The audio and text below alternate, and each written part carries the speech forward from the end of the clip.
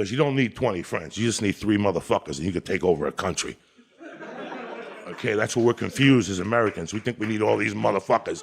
You give me 3 bad motherfuckers, and you're finished. You understand me? You're fucking finished because we got each other.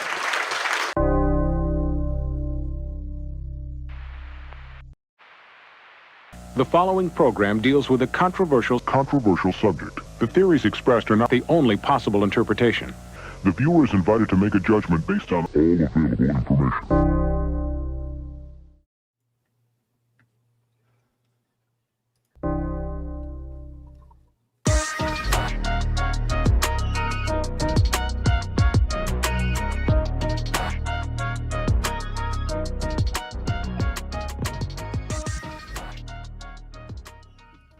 What is good, everybody? Welcome to Wednesday Night Review here on Beyond Wednesdays.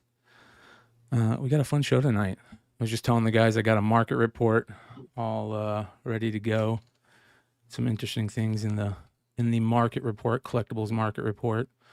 Of course, we've got new comic book day, and a couple other crazy things to talk about at some point, I imagine, like it always is. How you guys doing? Another day, buddy. Nice and busy. Good. Hell yeah. Yeah. How you doing? So Sean hit me up. We were at WonderCon, and he's like, yeah, you got to go check out this. When I say Sean, I should say Big Leg. Hit me up and said, you got to go check out this guy's booth. And so Sean was, I think you were doing eBay live sales at that point too. So, oh yeah. I remember a big sale on an eBay live sale or something like that. And, well, everybody was talking about his booth at WonderCon anyways, but ladies and gentlemen, Jeff Egli is joining us tonight. Hey, Jeff, how you doing, brother? What's up, Jeff? So we have doing good. A creator with a plan, a creator with his own IP and his new Kickstarter going today. Sean, tell us how you found Jeff and got into his art. I honestly just scrolling, just doing what I do before cons. Like I'm gonna Instagram, Facebook, websites, even though cons are pretty bad about updating their websites these days with exclusives. And I don't know if that's because there's 7,000 of them or because people don't submit them or they keep them secret. So I saw his stuff and he had a cool booth and I was like, oh, I'm gonna look for con exclusives. And then Clutch was like, I know him. He's like, yeah. Clutch knows like, everybody. I already know that guy. And I was like, cool, dude. So that literally coincided with his Kickstarter starting. Is so I was like, I think people will like these books, and so I grabbed just a couple of his books, the exclusive and whatever, and then we went upstairs and people kind of went crazy over the stuff that were the Saffron stuff and swimsuit and whatever, some of these. So I went back the next day and I was like, hey, I need more stuff, man. And so people were like, can you CGCSS these? I was like, yep, sure can. And so here we go. So this is just a handful. I made a quick video. That's on Instagram. But I just made a quick video. But the slabs are over. They look gorgeous. And yeah, that's it. I was like, give me more comics. Cool. And then people were like, hey, I want to buy more. So that's what happened. Yeah. Tell us a little bit about Saffron and what's going on with that IP in your comics and your Kickstarter you got starting. Give us a little background. Yeah, I'll try not to go. I don't know how much you want to know, but I've been in the comic industry most of my adult life, and my favorite artist, right out of the gate, was Dave Stevens. Hell yeah! And I got to meet him once, and he was just super supportive back when I was in the learning days. I wanted to do like a cheesecake pinup book my whole life. And then I met Jim Balint in the early 2000s, and he kind of just, he does Tarot, Witch of the Black Rose, and Catwoman. Him and Holly just started anything I needed, they would help me with. And so they just kind of helped push me along those times I needed to get pushed along And one of my favorite books is Tarot. It's, you know, it's if you're not familiar with it, it has lots of boobs, lots of strong women, Yep. With and it's creator admiration, owned. And with admiration, we call them booby books or titty books over here. yeah, So yeah, definitely one of the best ever done, in my opinion. Yeah. And so for years, I've been wanting to do that. And I have two different characters I want to launch. One's a space girl, one's a pirate. I chose the pirate, and in 2023, I just started working on it. I was like, I'm going to do this. And Jim Balint did a cover for me and helped me promote it, helped me get my first Kickstarter. And you know, I'm very grateful for that. You know, you're always learning. That's the thing I love about art. There's no end. You hopefully learn until you die, and I just love doing it. And this, I'm hoping, is a start of several projects. But for right now, I'm just focusing on this one little universe. And for lack of a better reference, it's like a tarot, kind of like tarot. It's almost like it's a little more corny than his book, but more tongue in cheek, more just fun. I just think of comics as being fun, and that's what I want to add to them. Yeah, oh yeah, it's very cool, man. One of the books that this is one of your older Kickstarters that's already long gone, and some of the books that we've seen already. But here's some of the Jim Balint stuff. Look at that, absolutely gorgeous. There's a Jim Balint 9.8 ready to be sent out. Oh wow. Yeah, that's gorgeous. There are obviously the art is up front. The thing that people are seeing right up the front. Tell us a little bit about the story and behind Saffron, a little bit. Well, she's. I mean, the idea is almost more of like a pirate fantasy cartoon version of a comic book.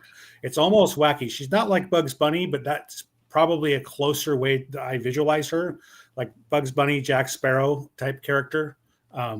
She has no problem with nudity. She's along for the ride. She has basically a quest that kind of imitates a Sinbad quest. She has 3 amulets she's trying to get, and along the way, she's going to unlock this nasty wizard that's basically sending monsters at her, like Jason and the Argonauts, kind of.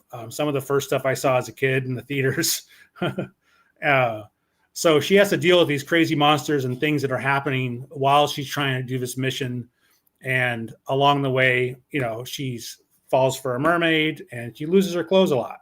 So yeah. The new campaign is out, you guys. I'll put a link to it in the description for everybody catching it on the replay, and everybody that's hanging out with us tonight in the live chat. There it is, if you guys want to go check it out. But this one has a cover in it that I think when you start looking at it, you first see and you're kind of like, wow. Tell us about Shikarii and what it's like having a cover like that on your project. Holy cow. Well, it's a big deal because, I mean, I think, you know, arguably he's the #1 cover artist for Kickstarter projects and independent comics. I know he's a big deal at Coffin Comics, and Comics Elite he's mostly exclusive through Comics Elite. And I actually met Sean that owns that through David. David, he works with the models. He's a photographer and he does a lot of the whatnots. I met him and Rachie when I actually asked Rachie if she wanted to do a cover for me, and she did. So I got her on that. I think on the second book she has a cover. Anyway, David got me hooked up with Sean, and Sean's like, I'll sell your book. So he sells my book after, you know, usually like 6 months after my Kickstarters. So we do some collaborations, and then I get access to Shikarii, which is crazy to me, but really cool. And it takes him about anywhere from 6 to 10 days to do these covers. I don't know if he's working on others at the same time, but I'm talking to him constantly about every little detail. He is just so detail oriented and pays so much attention. And the only drawback is the timing. AI art is huge right now. It's destroying the art world, in my opinion, with all its theft. And he gets accused of it a lot. But I've seen he starts these things from a rough pose and he builds them up just like the old masters did with paintings. All the layers are there. He shifts everything around to be anatomically correct, and it doesn't have the deflection of like a photograph. A lot of times, if you look at AI art or people that are new to doing a lot of art, you can see the distortion from a photo. He gets around that by how much he knows, and so that's why they look so realistic. But I actually had to model this off somebody and got to pick all the tattoos and the pose and what was going on. Really, really fun. I got a whole new respect for cover artists now, because in the past I've dealt with them that you don't get much interaction. And even myself, when I get hired, I don't usually interact a whole lot. After working with Shikarii, I interact more because it's the chances of it being a win-win go way up. Yes. Amen. Oh yeah, man. Yeah. This is dope. Oh yeah. There you guys go. Link is in the live chat, you guys, if you want to go check it out. So is this, we always have to ask, is the first, what's your very first professional work in comics or your very first Kickstarter? My first, the first thing I got published was some stuff in tarot that would be, pretty mainstream. But it was the early 2000s. I had Dutch Brothers, the coffee company, hired me to do a whole series of comics. Oh, wow. And their print runs were 200,000-ish a piece. So they're monstrous print runs. And I got hired because when I was 18, I couldn't go to art school. I decided to open a comic shop. And my 11th customer was a kid that was 11 years old, that his dad just started the Dutch Brothers coffee chain. So I've been directly connected with those guys ever since. Oh, yeah. And when I reopened Iguana after the last nasty recession housing crash, he was one of the first customers again. He said, "Hey, I want to do a comic. I've always wanted to do it with you. We're gonna put money behind it. We're gonna get you a writer, and we're gonna give these things away at every stand on the whole West Coast." So that one was my first big one, and that lasted a couple years. What was the title of it? It was just called the Dutch Brothers Freedom Fighters. Okay. It's a bunch of characters I made up: a cow, a frog, and some characters based off their stickers, like a guy with a mullet. And then I added a girl character that kind of looks like Tila, because they didn't have any female characters on their roster. And I worked with a writer that was never written comics before, so the stories were kind of goofy. That's one of them. That's awesome. Yeah. So I made I did stuff that kind of paid homage to the old books, but I made the cow and the frog. I added the frog as a bad guy just so they had someone to fight. And, I had to work with lawyers a lot to make sure nothing was offensive. It was actually way too much work for what it was. Yeah, I think we hear that quite a bit. But, it's kind of the story, right? Everybody's got to start somewhere. Yeah. That's very cool, man. That's very cool. Well, speaking of Tila, I think you said, are we able to talk anything yet about that leg? Go for it. I don't know. We're still working together, so I hope. Whatever Jeff's good with. So that would be dope. I started. I have the other two ones kind of roughed. Timing is going to be close because we want it for San Diego. But I'm working on a cover with Sean, Big Leg, and it's going to be She-Ra. So, no, I'm really excited about that. Yeah, time for some She-Ra, man. That's how it goes. So, hopefully, hopefully She-Ra, man. That's where he already started working on it, and we cut it close, but I'm okay cutting it close, man. So we'll be ready for San Diego. Should be a good show. Hopefully, have a good amount of variety of the way the covers are laid out, like different foils and things like that. And we'd definitely like to have one just for the booth. Maybe we have people that can grab them at our booth and head over and have you sign them up. So Yeah, that'd be great. yeah, for No, sure, this is- man. So really hoping to get that She-Ra for everybody out there. It'll happen. It'll happen. I'm not Yeah, I'm gonna surprised. try to get. I'm not surprised should that be done by Legs next first week. Yeah. a variant is or one of his first variants has to do with He-Man stuff. I imagine Legs, one out of every like 4 variants that Leg ever does in his life should be a some type of thing to do with Masters of the Universe. For sure, man. Well, Jeff said he's a Masters of the Universe fan as well. So some stuff like that. So yeah, we can see all the Transformers behind you. So Yeah. clearly we've got similar interests in here. Yeah. And you having I mean, you had stores, right? Yeah, the store I started originally, I sold to one of my closest friends. Okay. And it's huge. It's it's close to 5,000 square feet here in Grants Pass, Oregon, right off I-5. And I haven't seen a store as nice as it in a long time. Maybe Golden Apple in like the 90s, but not since. Mm-hmm. This guy, his wife's a doctor, and he's a super fan. I met him at when I first opened my store when I was young, and he's a super fan. We used to go to Comic-Con together, San Diego. He has a huge Silver Age collection that's actually big enough. It's like $250,000, I think, and it's all graded. So he's actually been really a key factor in this because he's known I've been chasing this dream of doing my own books for years, and he's been helping me any way he can help me. He helps me. It's pretty amazing. That is cool. Oh yeah, man. Yeah, that's important. And plus, you have all the connections to wholesalers and the stores, and then I also have another friend that Sean has is Joel, and he has a big shop up in Seattle. I've known him going on, I think, 13 or 14 years now. And he's one of my best friends. So I just hang out with people that deal in comics. Hell yeah. There's nothing wrong with that, man. Us too. Yeah. The same way, bro. That's way cool. Amongst other things, but yeah. How long did you have the store for, you said? My first store I opened in 92 and I closed it about 99. And I went to construction because I needed to buy a house and start a family. And then I was doing artwork the whole time, but only on the weekends.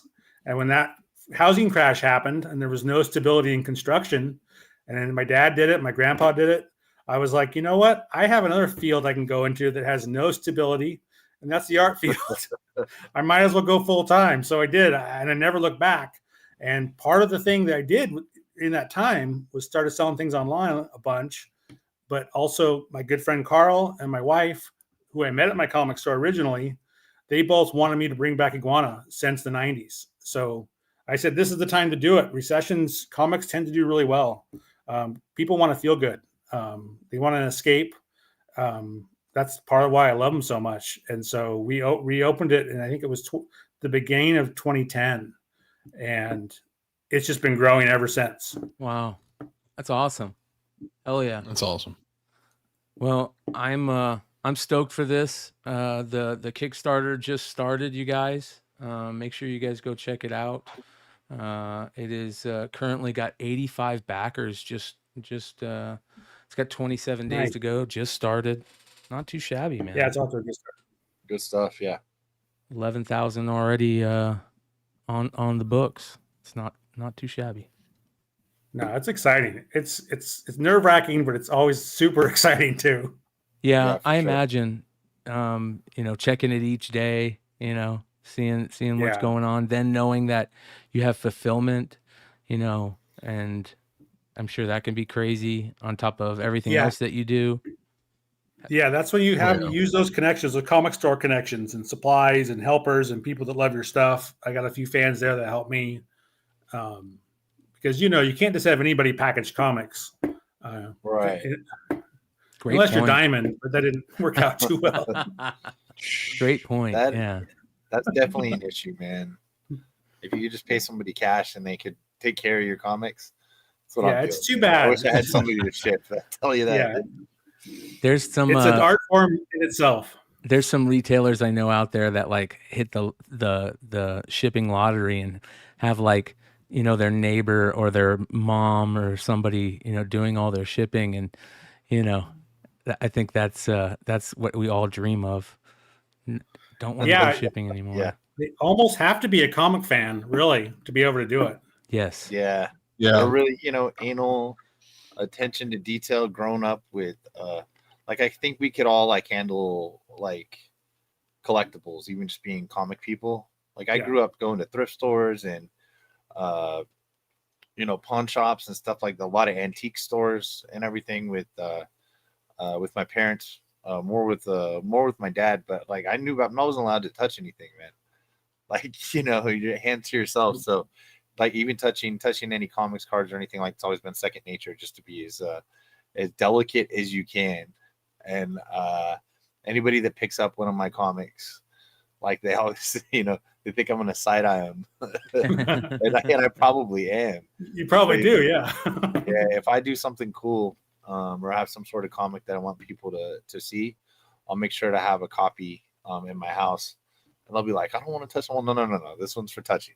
There's other ones you can't touch. This one's for touching. It's okay. Yep. Amen, brother.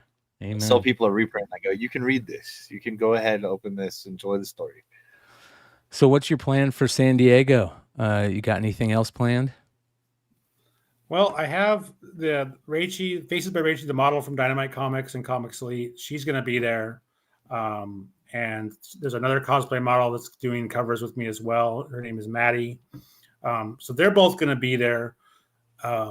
Basically, what I'm trying to do is create it so there's a reason to stop by my booth every day. Mm-hmm. When you're at these shows, like that's 4.5 days long, and a lot. My customer base is not huge, so I need the people that do come, I want to wow them. I want them to have a good experience, see new products. I have about 8 different variants I'm bringing just for that show. 4 of them are cosplay variants, so the girls can sign them. And do pictures and stuff, but basically just try to make more of an event out of it. Kind of like what Big Leg's doing, more reasons to come by there in that little window of time when we're all in that building together. Because doing retail, I know as soon as you do something that's like a comic, I mean, you guys might be able to argue this, but I think one of the hardest things to sell at a comic convention is a comic. I think if you can sell it there, you're doing something right. Yeah, That's yeah, kind yeah. of true, man. There won't be many dollar bins in San Diego either. Yeah. I mean, comic people, they usually have a dealer, right? They're not looking for another dealer. So they already have a hookup. So it's tough. And I've learned that doing retail for years. You gotta do other things. Yeah. Yep. Learn to pivot, as they say. Yeah. So I have like art books. I have 4 different art books. 2 of them are brand new for this year. And that's almost 400 brand new drawings. I try to draw every day. I'll do a pinup almost every day. So I'm able to do multiple art books per year. And then I'll bring originals, which are becoming some of my best-selling stuff. I learned to draw with a pencil, so I still draw with the pencil. So all my little pinups and stuff, they're easy to sell because they're actually physically art. And again, that's more of that thing. Like if you don't come by and check it out, you're not going to see what's there. Right. Yeah. Yeah. Got to have That's a reason good. to pull them in. The whole story of like why certain covers work and others don't. There's a reason that your eye is drawn to that cover. It pulls you in, and you Exactly. need to, Yeah. that precious time at San Diego Comic-Con is, if there's any place you need to do that, it's at San Diego. That's for sure. Yeah, for sure. Yeah, dude. So I think San Diego is going to be a lot of fun this year. Unfortunately, I heard just recently that Marvel might not be doing a Hall H, so it's going to be interesting to see how that plays out. But Yeah. I think for the fact that there's going to be a lot of really cool collectible comics in general that are going to be there, that are going to be low print run stuff, which I think a lot of us love, that collectability of those real con variants. And I'm glad that Leg is working on something with you on that end too. And I Yeah. can't wait to see what continues with the Kickstarter. We're gonna keep our eye on it for sure. And now Yeah, that no, thanks for bringing that up too. I appreciate it. It's it's a big you deal. take all the help I can get. Yeah, you got 2 more backers. So When did you launch it today? Yeah, today at 10 a.m. It's a pretty good clip so far. Yeah. So Hell yeah, man. Yeah. so Hell yeah. You know what happened last time that Marvel didn't have Hall H? People went shopping. yes. So whatever, man. Yeah. Amen. that's a good point. You didn't have 30,000 people in line. You had 30,000 people walking around buying stuff. So Yeah, there you go. for sure. They were like, oh, there are comic books of these characters as well. They're not just on television. So If there ever was a show that had Joe not be at, it's this one. He's gonna be mad. we could have been 15 mamas in already. You know what I mean? I'm telling you, you got to put it on the soundboard. I dude. know you're The right. button. The next time Joe's is good. on like backstage with us, I'm gonna get some sound drops from him for sure. yeah, for sure. So nice clean ones. Yeah. yeah, we're gonna keep our eye on this, Jeff. This looks very interesting, and I'm really stoked to have had you on the show for the first time. We're gonna bug you to come on even more in the future, and can't wait to see you in San Diego. And look forward to whatever is gonna happen, man. Yeah, thanks for having me. I'd love to be back. I like what you guys are doing, and keep up the great work. Oh yeah, Oh, brother. yeah. Good shit. Talk to you soon, bro. Awesome. Man. All right, take care. Thanks, dude. That was dope, dude. That was very good. Jeff's a good dude, man. Yeah. Yeah, Oh, it yeah. seemed like such a nice guy right from when I met him at the show, and we got just got along BSing and everything like that at WonderCon. And then I was like, oh, I'm just gonna meet this guy, pick up some exclusives and stuff. And I was like, oh, I like his other stuff, and he's pretty cool. It was really Here we cool are. to hear the comic store background too. You know what I mean? That's Right. reason to Oh, root yeah. for somebody, for sure. So make sure you guys go check it out. You can find this in the video description for everybody catching this on the replay, and I'll drop it in the live chat again before we end the show a couple times. So really good. Yeah, where the fuck is Hood? That would have been perfect. I know E called me later, man. I know E called me Told him today. later so we can get the mamas in there. We E definitely needed that. called me today, and he's like, "Yeah, man, I'm doing this thing with some setup for the school and Sure was there." And he's like, "Dude, there's a lot of cool stuff coming from Sure." And I'm like, "Oh yeah?" And he's like, "Well, just be happy you guys got the mics you got." So I'm glad I said to everybody, get the same mics. They're gonna be doing some cool stuff. So everybody where? out there's gonna Who? Okay. Sure. Sure. The mic. Yep. So he's a lucky guy to be able to go check that shit out, man. I'd geek out over that. I'm always the one that's awesome. like, check your fucking check your gain, this and that, blah blah blah. These guys probably go crazy every time I gotta bug them to fix something. Like there's nothing I got a wrong good with old it. blue mic, man. I've had it a long time. Yeah, that's a good mic though, man. That's the mic I started with. I love these MV7s. All I know. No complaints. Yeah. Oh my gosh, man. All right. We have some cool shit to talk about this week. We've got some new books coming out. At some point we have some variants to announce, right? I mean, We do. that's coming in multiple ways, including I the think we one we can. talked about I mean, tonight. Do we So, want to, or do we want to wait? What do you feel like? I want to. I think there's one of them we might. want to wait. I think there's tell one you of the them we truth. definitely want to wait for, but I'm I want always people to wait excited. till they can almost when they can buy it. Yeah, I think Yeah. that's a smart way to do it. it's gonna be Let's put crazy. our heads together. Maybe next week we can. I think that's a good idea. I think Something that's a like that. very good idea. Very good Something idea. like that. Do we have it? We don't have any of them yet, right? No, Okay. soon. soon, yeah. Yeah. There's some fucking really good books that are going to be coming out around San Diego and after.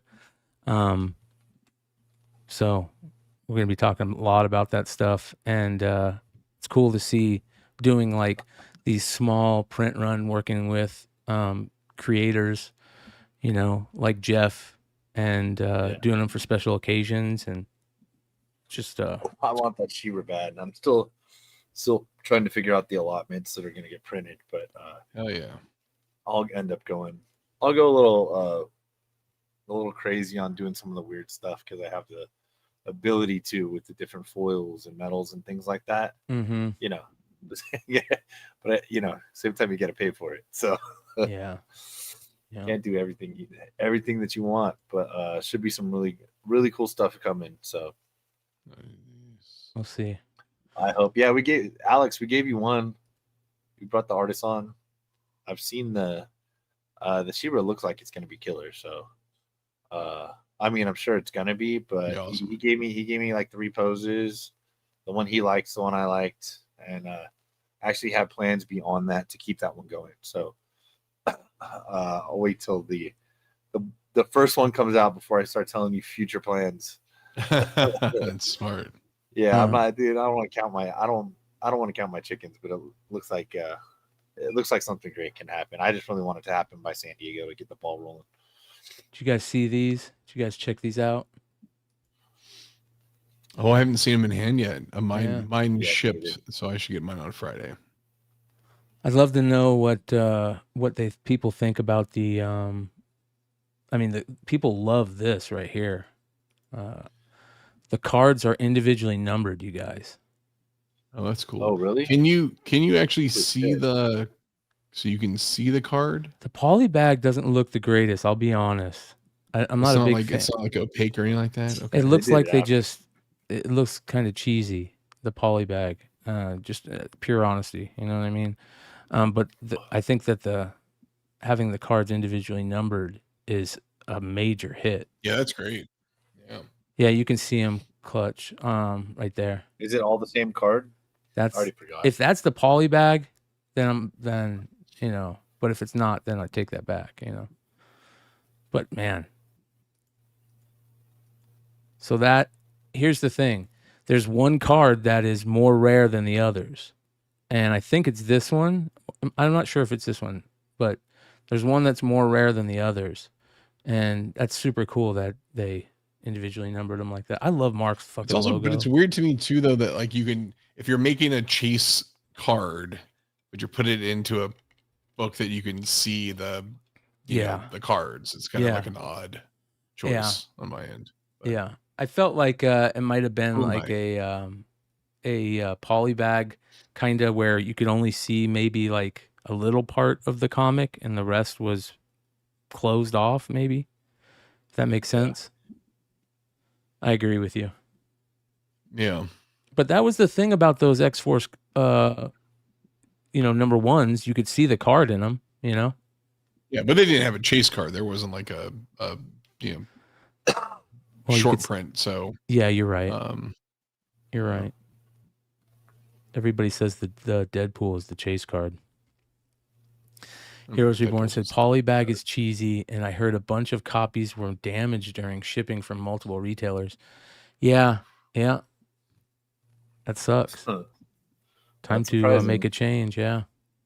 Time to make a change. Jesus Christ. Can't. So, anyways, new comic book day also today. There's a couple of interesting covers out there, a couple of interesting books. It's got this new Avengers Academy Assemble that's coming out. This is number 1, and it's the first team appearance of that Avengers Academy team. And Captain America, Aaron Fisher, Bloodline, Escapade, Moon Girl, Red Goblin, and Kid Juggernaut. Oh, wow. So some new team there. His first appearance as a team, though. Yeah, right? The team. It's a weird team to kind of put together, right? Yeah. Kind of like they're just. I liked Avengers Academy. I liked Avengers Arena. Is that what it was called? Yeah, Avengers Academy. But it had all the kids from Avengers Academy in it. Yeah. Yeah. It was basically Hunger Games ran by Arcade. By the way, shout out to Cover Price for just continuing to make their UI absolutely awesome. Make our lives easy. Yeah. Being able to just go, oh, okay, there we go. You got the Lobos second print 1 in 25, the black and white, which I like. I wish there was a way to preview them, like if you hovered over them, you could make it go bigger. They'll Already probably on, fix 6.5 that. times Come on, ratio. Matt. $50. Get on it, Matt and John. Probably more John. David Paratore has got a 1 in 100 of the regular, which feels cheesy, but it'll sell because it's a dope cover. This cover to me would have been awesome, and I wonder if the artist that actually did it, Bernard Chang, is it Chang? Bernard Chang. Great. I wonder if he had like blood coming through it, and they're like, "Yeah, we can't do that." You know? Look at that. I like the coming through his concept, mouth. but some of it looks really weird. Yeah, this one kind of looks a little weird. Yeah, the Archangel looks messed up. Yeah. So I feel it. I mean, He probably it's not. They feel like they were just like copy and pasted on there, like they're Yeah. cutouts from other art. You know, Yeah. it doesn't feel. yeah. pretty much. Yeah. Holy shit. Silver Surfer returns in The Death of Silver Surfer. You get the first appearance of Kelly Coe. So I'll check that out. I'll have to read this for sure. I like this. They got some such good covers for that. Yeah, this one's great right here. That's great. Yeah. Ramita Hidden Gem 1 in 50. Joe Quesada, that's really good. Quesada. Look at that. Good What, to see that Quesada. carnage. Oh my god. Did Bad Trad Idea Moore. coax Quesada out? Is that what's going on? Yeah, that was kind of crazy. Look at that, Trad Moore. It's pretty dope. That's sweet. Tread's so good, man. Yeah. Oops. That is gorgeous right there. We'll definitely be talking about that. That's good. This is a good one too. I think Carnage is one of those covers that it's hard to mess up. Exceptional X-Men. Emma Lupacino, a second appearance of Doctor Doom 1 in 25 by Lupacino. Free facsimile 1 in 25 hunters. Bermejo is on another level right now. His Spider-Man is got a weird look to it that works. Does that make sense? Why is his suit so baggy? That's how he does it, bro. He always does it baggy like that. It's like it's a pajama Superman. I guess. Yeah. Weird. But he is on another level with those fucking villain covers that he's doing. All right, this is the Ivan Talavera. That is a 10 of a cover. That is most That's definitely going to be on the cover of the year and bracket. Look at that. Yeah, it's nice. Real nice. First appearance. Is it the first appearance of Sasha Grey or something like that? There's some type of new Jean Grey key that's coming out too. Did I say Sasha Grey? I don't know if that's her first appearance, buddy, but No. Some other Grey. Well, there's been like Some a other gaping amount gray. of time in between appearances. Yeah. Hey, what amount of time? A gaping amount. Guys, we're going R-rated tonight, fellas. Hey. Let's go. We started off, so Yeah, we're already deep into kicked it off titty with boobs. book Here we are, man. territory. You can't So just show Thanks, us boobs, Jeff. yes, but we can't show us appreciate boobs for a that. half hour. Expect us to chill out. Yeah. This is a really good Godzilla Spider-Man cover. Really good shit. 1 in 25. That's cool. Yeah. Patrick Gleason. Oh, okay. Yeah. They're doing a lot of the rival stuff. You guys saw all the J. Scott Campbells? We did. Yeah. What did you think? Oh, those are the web store ones. Honestly, I skipped them. The first ones, they held back, and then they didn't hold back, and I don't know what the deal was. I don't like it when they mess with us, and so I was able to get 2 sets in the first place last time, but they're really expensive, and honestly, there was little ticks, so I didn't send them into grading. I could probably get them out, but Oh wow, really? Yeah, and it's because it's the new. So this paper is thicker, but it somehow like almost dents easier, and it makes it harder to fix. Jeez. It's freaking annoying. I'd rather give me the shit paper because I can fix it.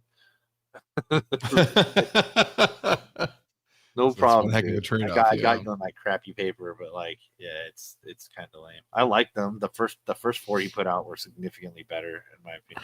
Walker Joe says all mine had ticks too. Oh man, that sucks, Joe. Yeah, I mean, not all 8 of them did, but enough that it was just a pain in the ass. And I was sending some raw books, and I was like, oh, what do I have laying around that I can get? I can get the order bigger. And anyway, they weren't up to par. And also, I was like, if I don't want to send like mismatch of these sets right here, This one kind of whatever. is weird to me. It just is a little off. But they all sold out, I imagine. Did they all sell out? Was there any that are left? I know this is probably the one I like the most, but I think I heard that this was the one that didn't sell the most or the quickest. It was Really? still available. Yeah. See, that's thick for a Camel Girl. Right, bro? It is. It is. That is, dude. He's getting with the times, man. She'll kick your doors in. I'm digging it, dude. I like it. Like if he could do that, I don't know, to the guys he draws. He kind of stays away from that. He knows his bread and butter, bro. Oh, for sure, dude. It's rare to get a Campbell male cover. They probably sell for a little bit of a premium now. So rare. Yeah. Yeah, that's interesting. Very good. They did a bunch of other artists for it. There's a Momoko, 1 in 100. Nogi-san. Yagawa, 1 in 25. Stan Sakai did one. This one's kind of interesting, but got a bunch of other stuff. You got this photo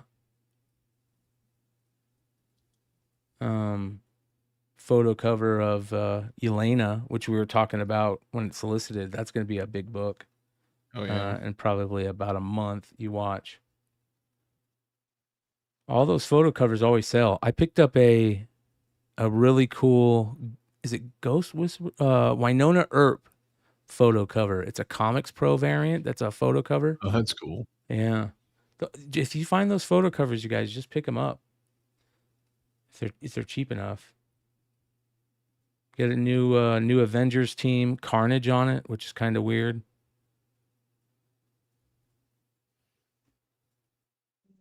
You got the Carnage is on a new Avengers team. Yeah, bro. Check out this. So the new I think Avengers it's like team. the Thunderbolts team, right? Yeah. So, Still low. Carnage, Hulk, Namor, Clea, the female Wolverine. What's her name? Spacing on her name. Cannabis. X-23. That Wolverine. But you said her name was Cannabis. No, I said the reason I'm spacing on her name is because of Cannabis. It's like, hell yeah, that's a great name. And they're calling the appearance. They're calling the team the Illuminati. Wait, that's their group's name? That's Nice. hilarious. Is it? Maybe not. Maybe it's some new bad guy team.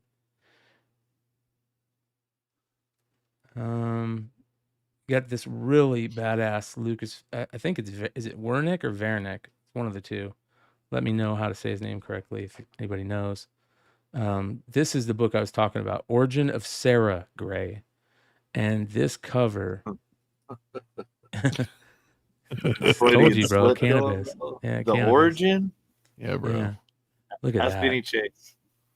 That Origin starts with a deadbeat dad. Yeah. Look at that cover though. Absolutely beautiful. That should have been cool. That should have been a ratio. That should be a new segment, by the way. Should have been a ratio. Yes, this you're this week, 100%. just like you flash out the books that should have been ratios. Yes. Yeah, for sure. Ekajiri 1 in 50, the cheesy way. Scott Forbes. There you go, Hood. I saw Hood is in the chat. Hood had probably a long day like the rest of us. John Tyler Christopher. Live chat. Yeah, right. We needed some mamas, bro. We needed about 15 of them. You only gave us one from the chat. I need you to record me. Yeah. I think it's funny that they're doing the action figure variants of the worst Star Wars action figures ever made, the Power of the Force 2 line. Like, I wouldn't even make them if it wasn't a short saber long tray. That goes deep right there.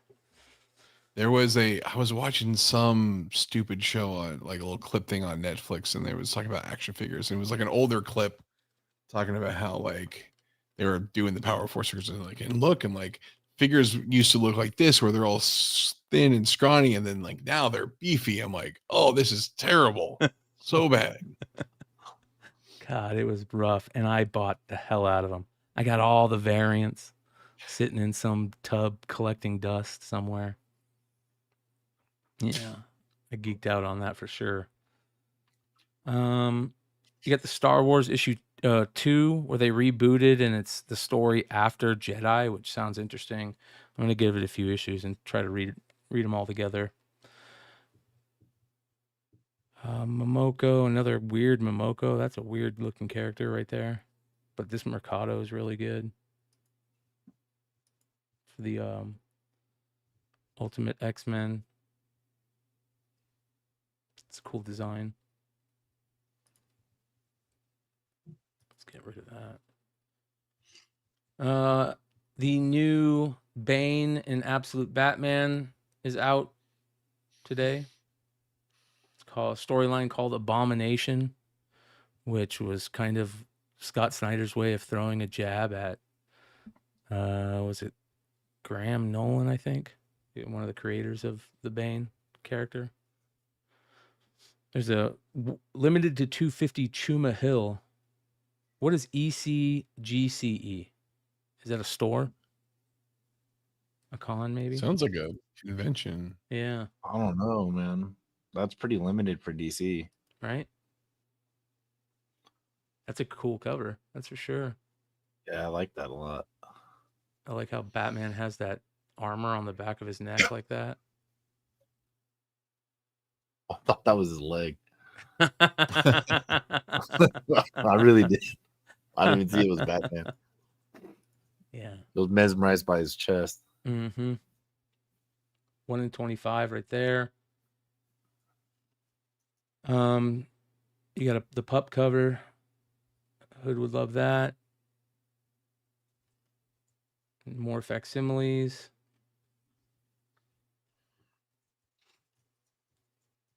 Otto Schmidt. You got the Sonic as Batman. A lot of people are going to buy that. That'll probably be on a hot list at some point. Another Scott Forbes cover. Mad Magazine Superman book cover. That'll be, it's called An Idiot in a Cape. Mad Magazine number 44. I like it. Right? Oh, yeah.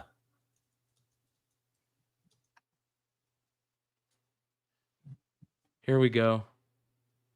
Alexander Lozano's second print of a book they didn't need to do a second print of. It looks like the first print, doesn't it? Yeah. Is there any difference? So maybe that's why. What's it selling for? Bro, look at this. You know what? You know what causes that? What that causes? What? This. Here's all the first prints.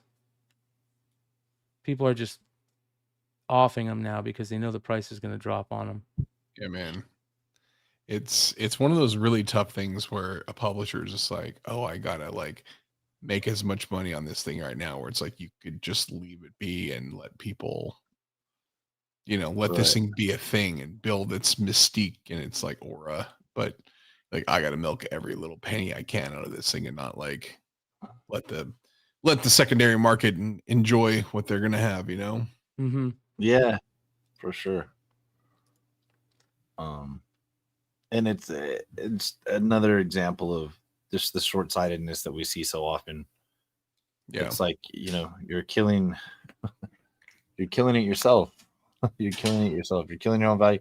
And then also when people do have a hit like that, if you make the good guess on FOC or the morning in a comic shop and you grab a book or you grab 2 copies or you order 5 copies or whatever, and then you hit, and then you're like, cool, man, now I can sell these for $25 each or something. And then it helps fund it. And then all of a sudden, people are like, oh, never mind. It's like devaluing everything down the line. And then people are less likely to buy 5 copies or 2 copies or even that same copy down the line because they're like, oh, they'll just redo it. It's so good. I really like this 1 in 25 by Tulaski. He's been on fire lately. That's cool. Oh, I really like that. Yeah. There's a art You guys germ. see the final commercial for Superman trailer or whatever. I'm not watching. I've been trying to avoid every trailer I can. You're smart. I did because it's been waiting so long for new DC that it's like I'm so curious that I watched them. I actually wish I hadn't watched any, so that's fine.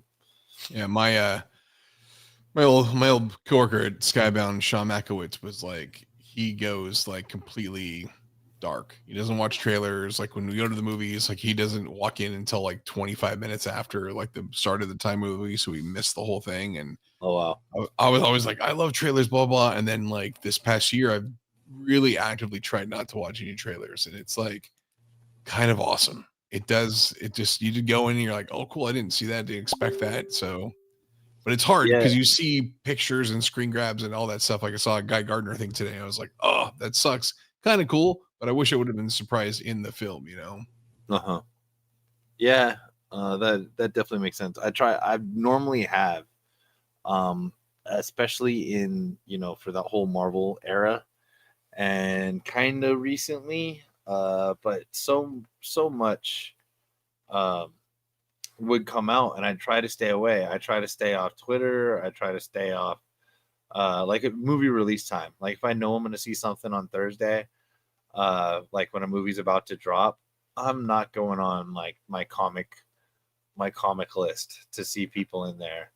Or like, what I hate when I see like a sports beat writer, like 5 minutes after like an HBO show is, be like, that was terrible because so-and-so died. And I'm just all, you're a turd, man. Like absolute turd. Oh, I saw it first. I stayed up. I saw it first. Great. All right, cool, man. Yeah. My dad told me, he's like, me and you got to go see that movie in the theater when it comes out. I go, okay, Dad, we'll go see it. Superman? Yeah, he's stoked for it, man. That's awesome. Hell yeah. So, another Tulaski for this Trinity, Daughter of Wonder Woman #1. There's a Dan Mora for that. That probably should have been their 1 in 25. Should have been a ratio. Should have been a ratio. Shirt coming. Shirt's coming, guys. Just be ready. BeyondWednesdays.com. BeyondWednesdays.store. There you go. .store. Sorry, guys. Get it right or pay the price. That one went pretty deep. Some people got that. Here we go. Shout out to Aubrey for Free Planet coming out today. I'm gonna have to check out. Wow, that's a really cool cover for Falling in Love in the Path to Hell. There's a foil 1 in 25 for that. Very cool Geiger #15 cover right there for the regular cover. I Hate Fairyland. All right, Battle Beast, second print. Look at that. They're doing the Jason Howard stuff for Battle Beast too. Hell yeah. Got an Otley second print, Orion Sook second print. That's a badass King Spawn cover right there. Creepy as hell. That's scary. Right? Spawn will fuck you up, dude. Fuck yeah. More Spawn. One of the best Spawn covers you're gonna see in a long time. I love Cygor. He's such a cool character. Come on, internet. We got our next Mark Spears Hot 10 book right here. I haven't been reading Spawn, so I don't know anything about this monkey character. Spawn, Old school. I haven't been reading the regular Spawn title, but I've been reading the Palmiotti Gunslinger stuff, Scorched. I started checking out Scorched. The Shirley Johnson stuff I checked out. I really liked. And I think there's one more. Nope, that's it. And they're all fucking good. And I've heard the rest of it is good too. So that's a great cover. You got the Transformers number 21. That's a cool regular cover right there. Daniel Warren Johnson cover. Yeah, that's great. Come on.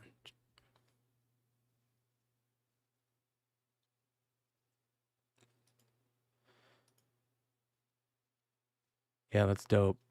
And then there's a 1 in 10 Nakayama. Derek Chu 1 in 25. That's really good. It's got the... Let's see if this one will work. Is this one going to work? No. Cover price might be dead. Or my internet's dead. But it's got the old school box design behind it. It looks like.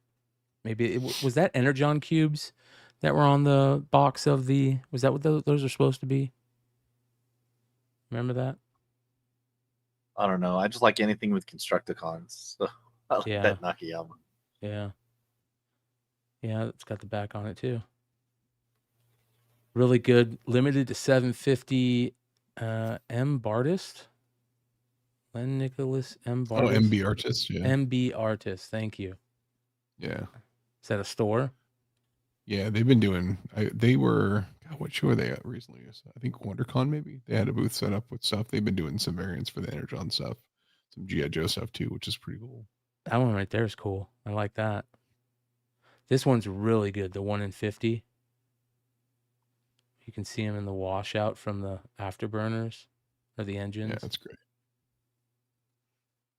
It's a beautiful cover. World Tree, that's a cool cover. Always like covers like this, and this cover I really fucking like. Please load one time. Nope. Maybe. Yes. Nope. That cover's dope right there.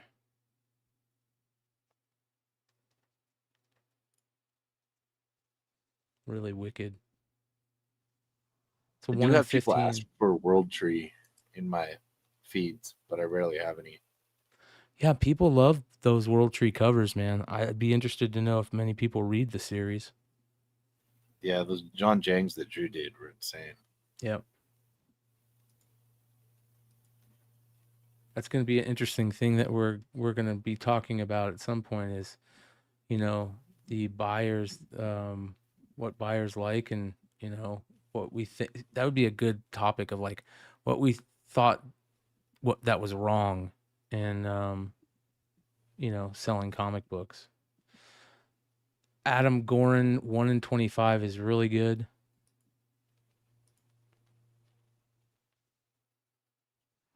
But it's gonna sit there and spin. And then you got Spin? Yeah. Miguel Mercado is another artist that's next level right now. There we go. Let's look at the World Tree. The dope cover. And then here's the Miguel Mercado for Hello Darkness. That's fucking wicked. That's creepy. I love that. Damn, that's good. And then there's also the Jay Lee. That is another crazy Jay Lee cover. Jay Lee has 2 covers back to back that people are like, what the hell? Look at that. It's crazy. Is that a connecting cover to the other one? Has that weird smoke behind it? Or the weird tentacle things? Wow, that's wicked. Hello Darkness, issue 11, 1 in 20. It's nuts. Frizen I think Yi said that he might have seen that original art was available at the C2E2. Could be wrong though. Or is this the one that Yi bought the original art? I just can't He remember bought what it like was. for issue 1, right? I think Issue it was 1. the face being all like the mouth being pulled out, like yes. yeah. Yes. Wow. That Bjorn Barons is badass. Oh yeah. Bjorn Barons badass. A bunch of covers for Something is Killing the Children 42. Glow in the Dark. I like that.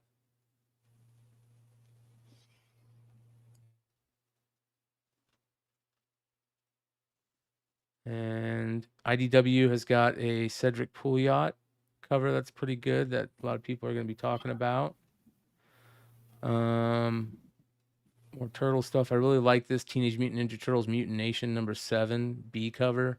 I think that's cool.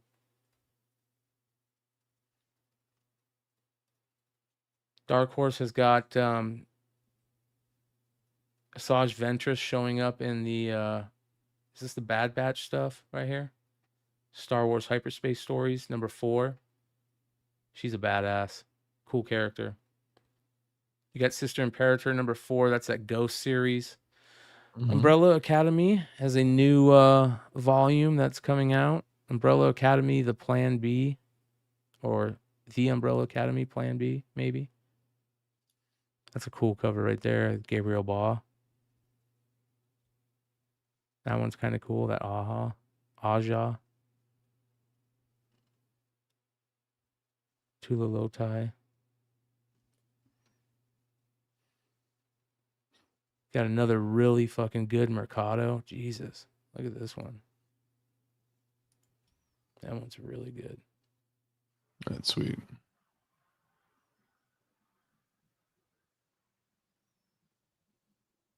Nice little homage cover right there.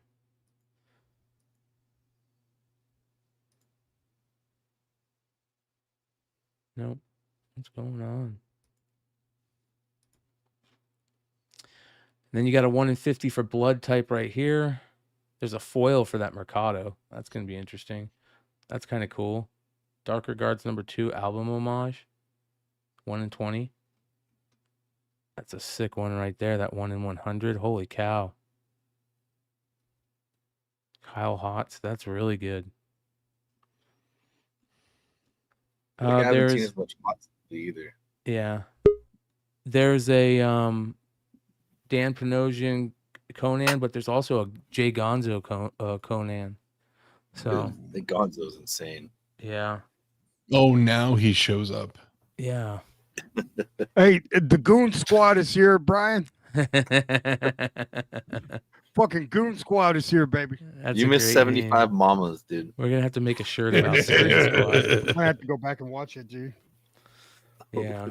We had You'll have to tweet out your mom, do like a live watch or like reaction. Fab it. Yeah. Just drop them. we had Jiggly pinups on here and no hood. Jay Lee, where's Jay Lee? Jeff Egli. Oh, Jeff Egli. Okay. I thought you said Jay Lee. I was what? Jay Lee doesn't do pinups. Maria Wolf right there for that one too. Does. I real quick, speaking of Gonzo, big shout out to Chris Rupp. I went and met up with him on Sunday at Phoenix Fan Fusion, and bullshit with him for a little bit. That guy is a wealth of knowledge that I really hope to learn more from in the future. And he hooked me up with a pass for Fan Fusion.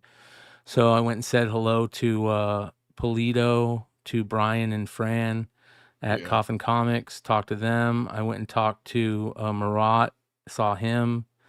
I met Raymond Gay and his wife Irene, who talked a lot about Big Leg and how crazy it is to see us in person, and we're like much taller than everybody thinks.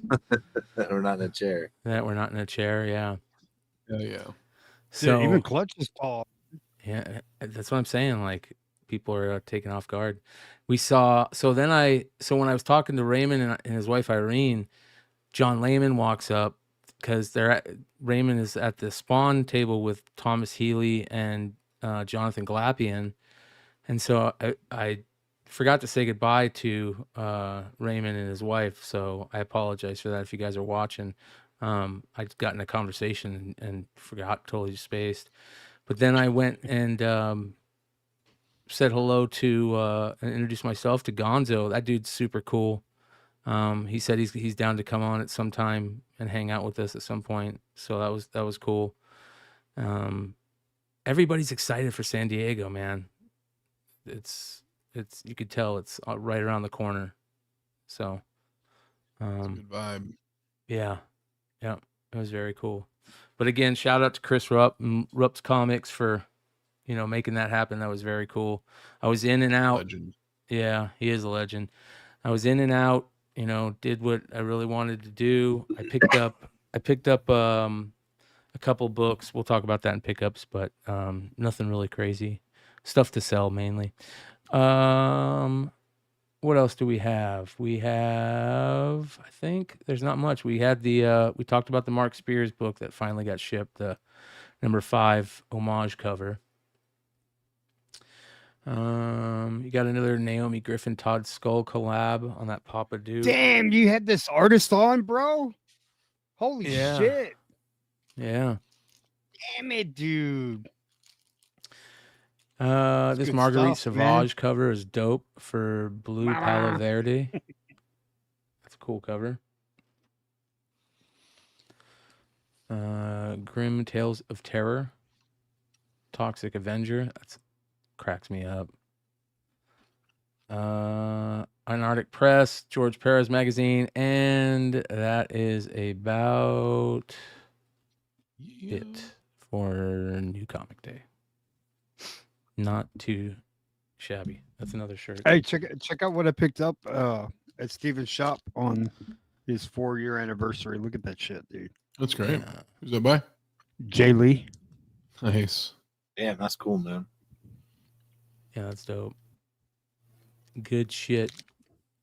I talked to him. I haven't talked to him on the phone yet, but we talked about him on the show last night. We're gonna try and get him on to come on, and I think one of the things that has been very evident with me in the short, probably last couple months, is there's some really good new comic shops that are popping up out there that are doing very well, and I think that it would be a shame to not spotlight them, especially on the industry show if we can, because there's been a lot of negativity about the whole diamond thing and everything for the longest time, and if we can talk more about things that are really positive. It's not like we're propping them up and trying to talk about them and be douchebags about it. These guys are really success stories right now. So 4-year anniversary on Steven's shop is a big deal.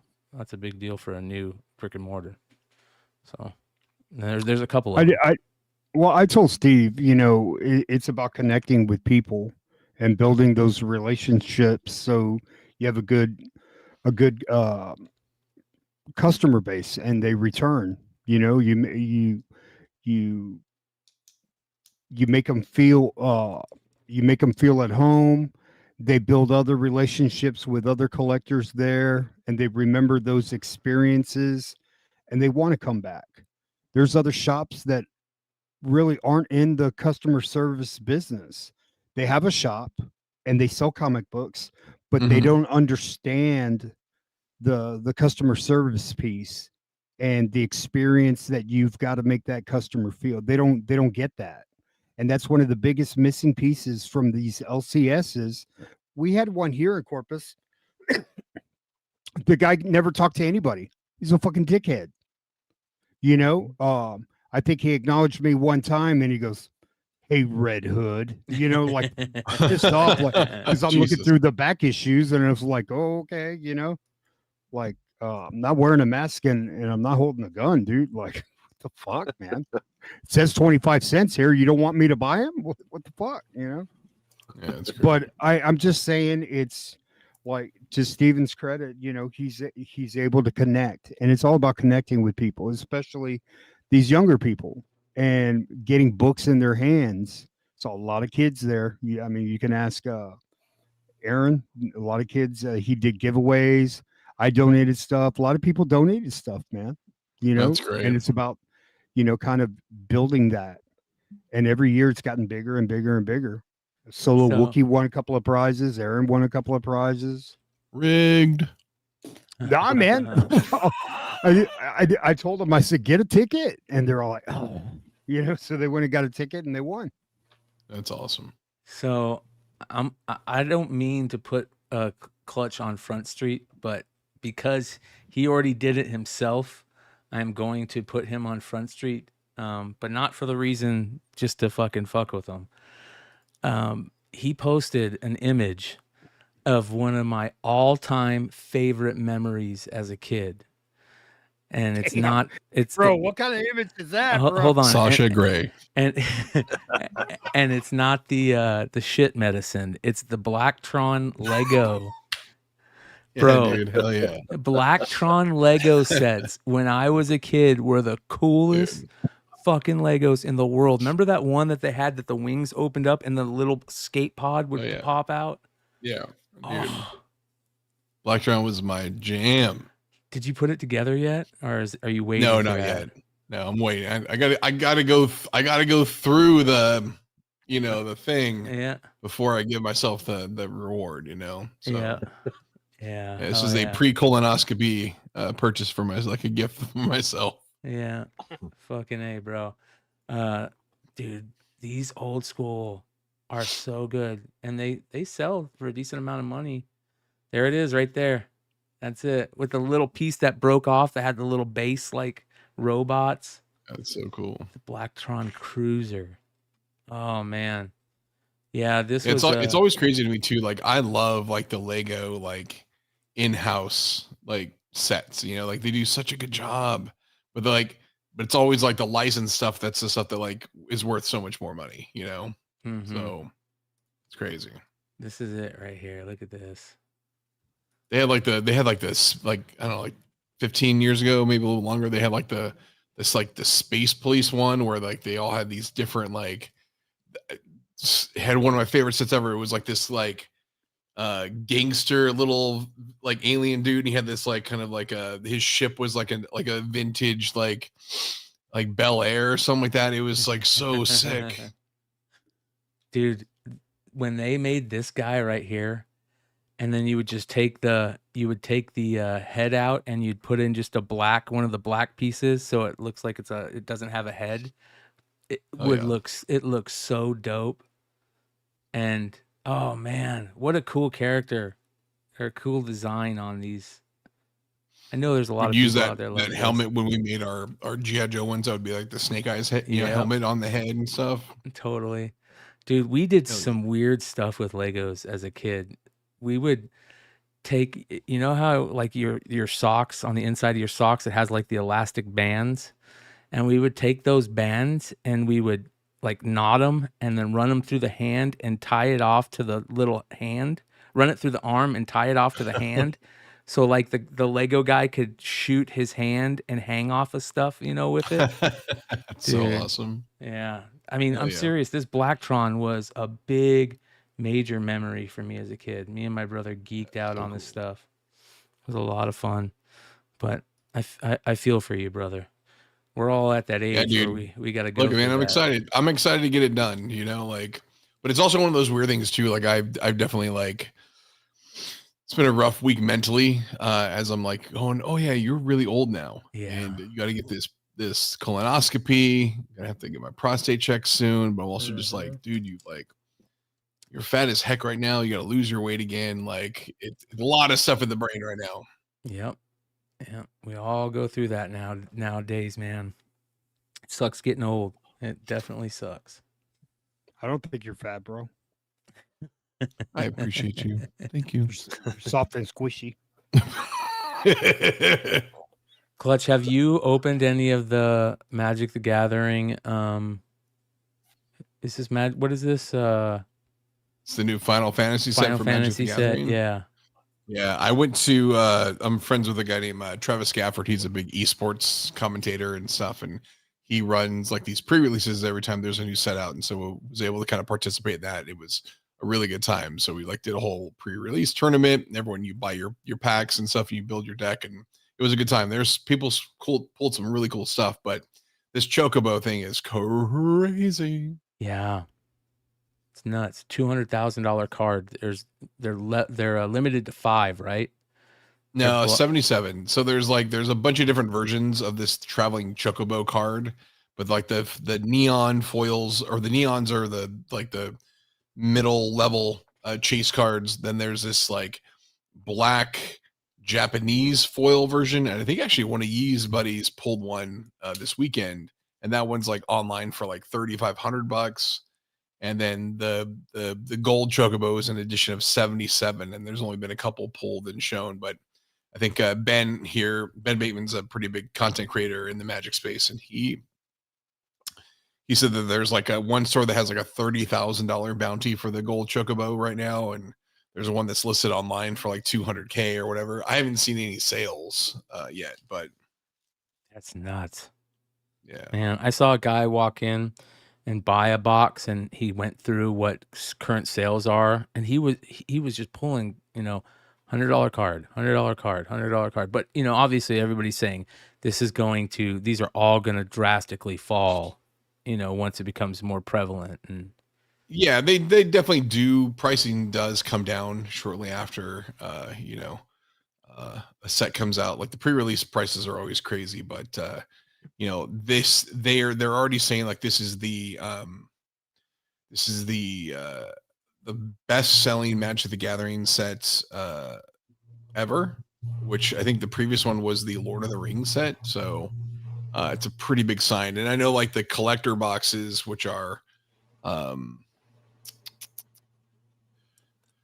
24 packs, there's a bunch of every pack has a ton of foils or whatever, but those are like they were selling like out the gate. Like the set comes out like this week technically, so but stores got stuff early, but they're selling for like $700 a box, which is normally they would sell for like $250 to $300. So wow, it's crazy. Fucking crazy. That's nuts. A lot of money, man. Yeah. TCGs. There's a lot of money out there for that. I think I talked to I think I might have talked about it on here. I know I think it was where we talked about this dude right here, this dude John Underhill. He fucking skated all the way from North Carolina to LA in like 100. Did you get it done? Yeah, he got it done. 130 days. He just made it. Amazing.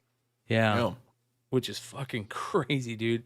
But the cool part is, and this is what's so cool about like content and the world we live in, he did posts about it every day, and he would do these cool little like montages of him going through each town, each city. He would meet up with people that meet up with him along the way, and every time a cop would come, and sometimes the cops would even like, hey man, you can't skate here, but I'll give you a ride, and he like it was really cool to watch him just skate the whole 130 days skating across America. That's awesome. Yeah, I would have gotten lost, bro. You know what I mean? I'd have gotten lost. Where the fuck am I? all Got you to quit need, by the third crack in the sidewalk. yeah, all you need is a phone, bro. These days, right? That's all you need. Right? Oh yeah. I guess you could be GPSing when you're skateboarding. Yeah. Yeah. Just him out. He's out here. Just got here. That was a dude that would meet him. That was biking across Bro, the state. he's our generation's Forrest Gump, Yeah. bro. You know what I mean? Yeah. That shit's cool, man. I was skating, Jenny. He would fuck up a board or something, and people would just like gift him She shit. said I could skate anywhere. Hold on. Do you guys remember this? I want to go find one of these now. I want to collect this. The Nutshot minor league card. Do you guys remember the Keith Comstock Nutshot card? No, never heard of this. Oh, bro. This is a minor league card of the Las Vegas I Stars. remember that. Yeah. Look at this card.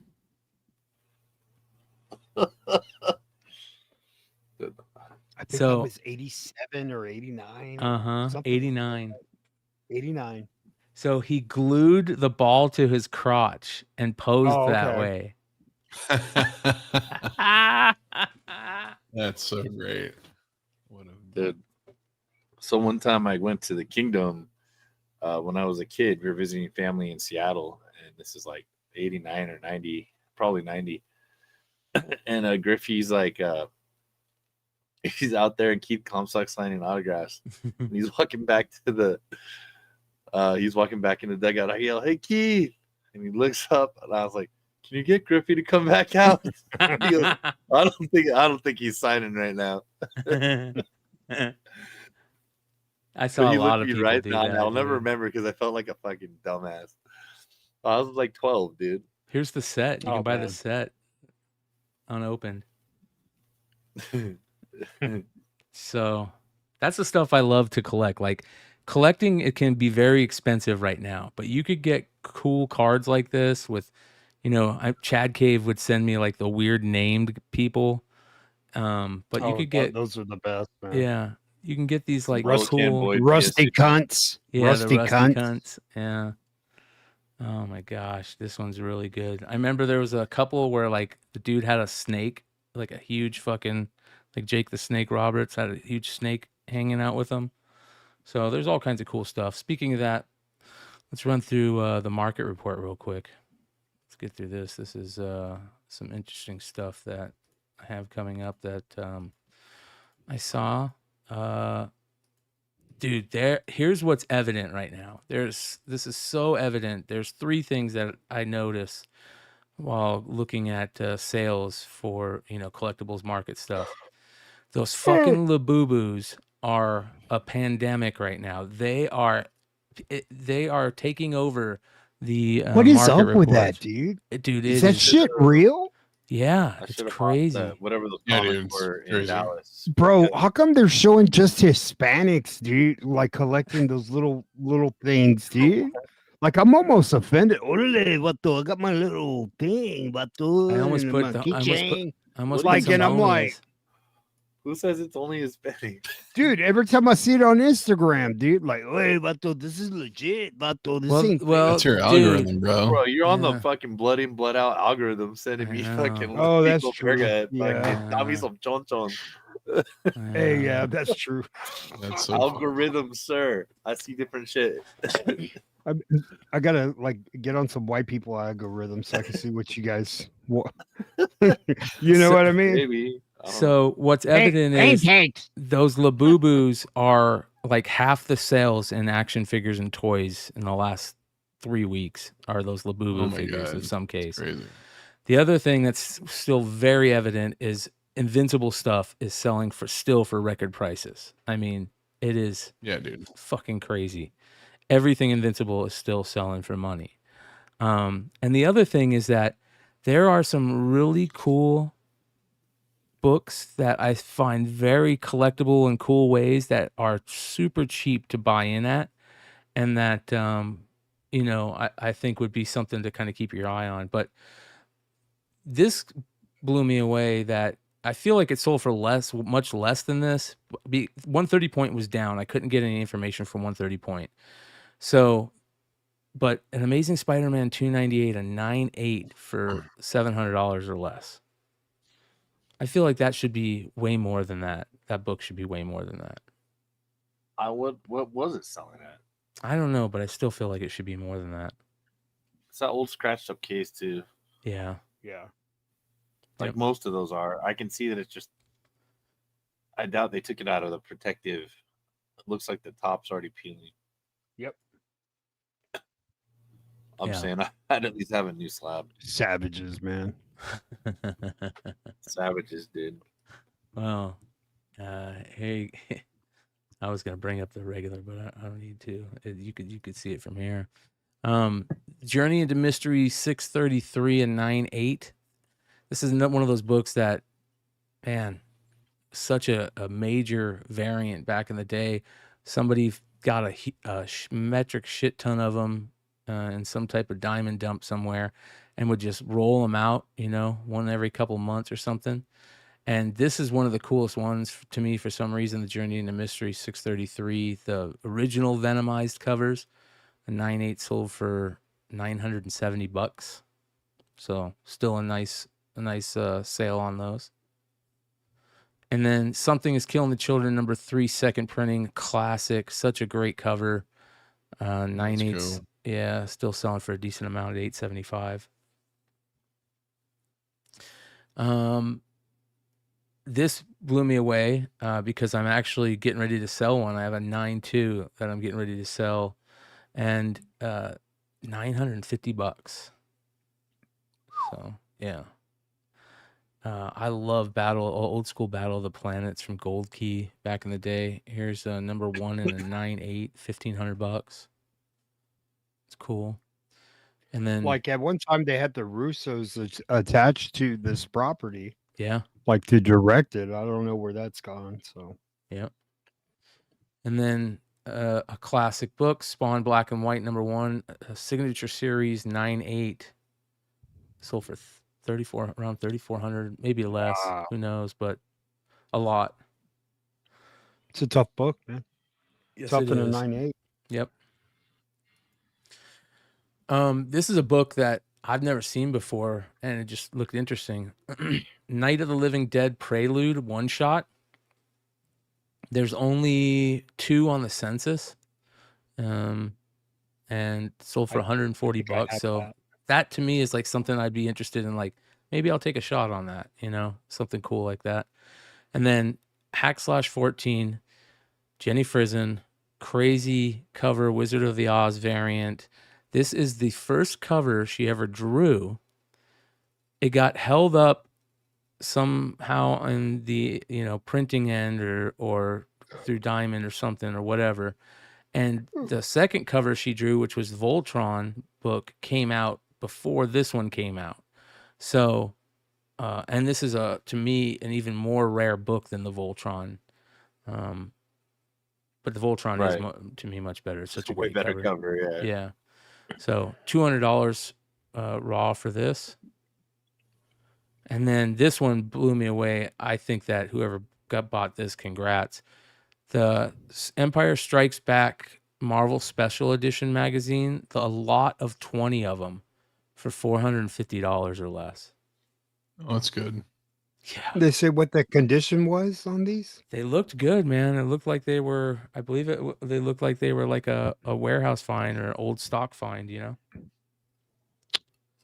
Man, $5 a piece. I've got this in about 3 different sizes, man. I got the Treasury, I've got the magazine, and then I got the pocket novel or whatever with the same freaking cover, dude. It's crazy. Yeah. Sorry, did I say $5 a piece? How much is that a piece? 450, 20 of them. I'm a little too stoned to do math right now. I barely finished high school. That's a good deal either way. $22. There you go. Gotcha. It's 22? Okay. How about this one? 22.5. I'm very pissed that I missed out on this. And Batman number 1, New 52, 1 in 200, near mint condition, raw, $128. Oh, wow. That motherfucker didn't ship it. I guarantee it didn't ship it, bro. He did not ship that, bro. Dude, He said, I don't care if I get a negative strike. he just picked it up with the spatula off the floor, threw it in a cereal box, and put a label on it. Yeah. Here you go. OG, we've talked about it before. One sold yesterday or today. $250 for a Image Comics 25th anniversary blind box. Yeah. Do you ever keep your eye on these every once in a while, Clutch, and see what they sell for? Yeah, I've got one. Yeah. It's on there. Let's open it up. I've had a lot of people ask me about it when I've done streams. They're like, dude, let's crack it open and whatever. And I'm like, nah, it's kind of cool. Yeah. Yeah. Nah, it's okay. Speaking of that, I kind of feel the same with this, dude. I'm gonna Hell keep. yeah, dude. It's gonna be hard to pry these away from me. I'm gonna keep probably at least a couple of them unopened. But That's awesome. How many did you end up getting from I got Jesse? I got 5 of them. So Nice. yeah. So somebody might be great. able to pry one out of my hands in tomorrow's eBay live sale. But yeah, the Image blind box, $250. Nice old school callback right there. And then Black Widow #1, the photo variant, raw, $230. Good Lord. Yeah.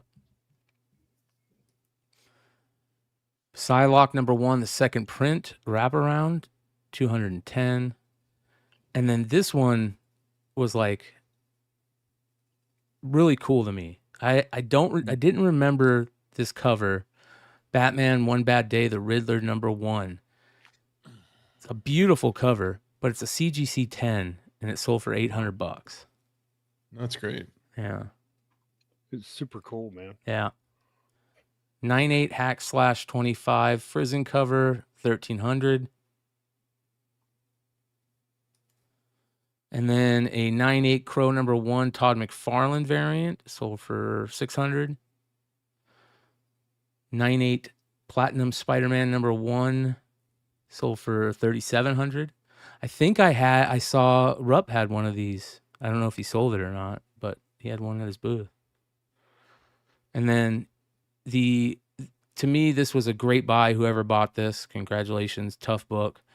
This is the Spawn #301 record-breaking book where they had this event at the Alamo Draft House here in Phoenix, and Todd was there. There was 2 variants that you could only get at that event, and I think they were like a $25 buy-in, maybe $50 buy-in. I can't remember, but great variants, and I think it's cool when there's like events attached to them. And it was really cool to see Todd. He signed everybody that was in line, signed all their stuff. He went and talked out to the line, and he had all the covers there, that he has. It was crazy. That's so cool. Yeah. So cool book. I think when you can make an event, Yes. not just like, hey, come over to the screen or whatever. Like, this is a thing. Totally. And those Alamo Draft Houses are super cool too, because they have like a little restaurant /bar in them, and of course the theaters and stuff like that. Have you ever seen a movie at Alamo Draft House? Yeah, I saw a Tarantino movie at Alamo Draft It's House. fucking annoying, dude. Like the servers going through, and you see their head, and then the people. Can you flash the light? I can't see. Like, you know what I mean? It's a bit. You got change? And oh my god, dude. Yeah, I will never go back. Never go. 2 really good John Tyler Christopher covers that I think are underrated. Venom #9 from 2012, such a great cover. A lot of people don't realize that's JTC. 9/8 sold for $150, and then the Uncanny X-Men #21 Rogue cover, negative space cover, which is limited to 300, sold for $125 raw. Nice. I think those are both good buys. I just found that Venom. I just found 2 newsstands. Ooh. What? Ooh. Yeah, like way, because really? I bought that cover whenever I've seen it, and there's a website that always used to relist it, and it used to sell for a little more. So I'd always would just buy it cheap, just whatever. And I was like, these are newsstands. So finding 2 of them, I was like, holy shit. I mean, I had 10 of them or something. So that's nuts. Oh wait, one more I forgot to mention. Here's another cool thing that I think is something to key in on collecting. Like, I don't know if this is going to happen, but I wouldn't be surprised if maybe collecting goes a little less from grading to like having cool, rare raw books. Like, of course, Mark Jewelers, newsstands, price variants like this one, this Ghost Rider #18 30-cent variant. Right. Right? And this is a very cool Ghost Rider cover, underrated Ghost Rider cover, Spider-Man Ghost Rider, 30-cent price variant. I would, keep an eye on those 30-cent price variants. They might be something to, and I think that maybe keeping them raw isn't a bad thing either, especially if you can put together some high grade copies. But who knows?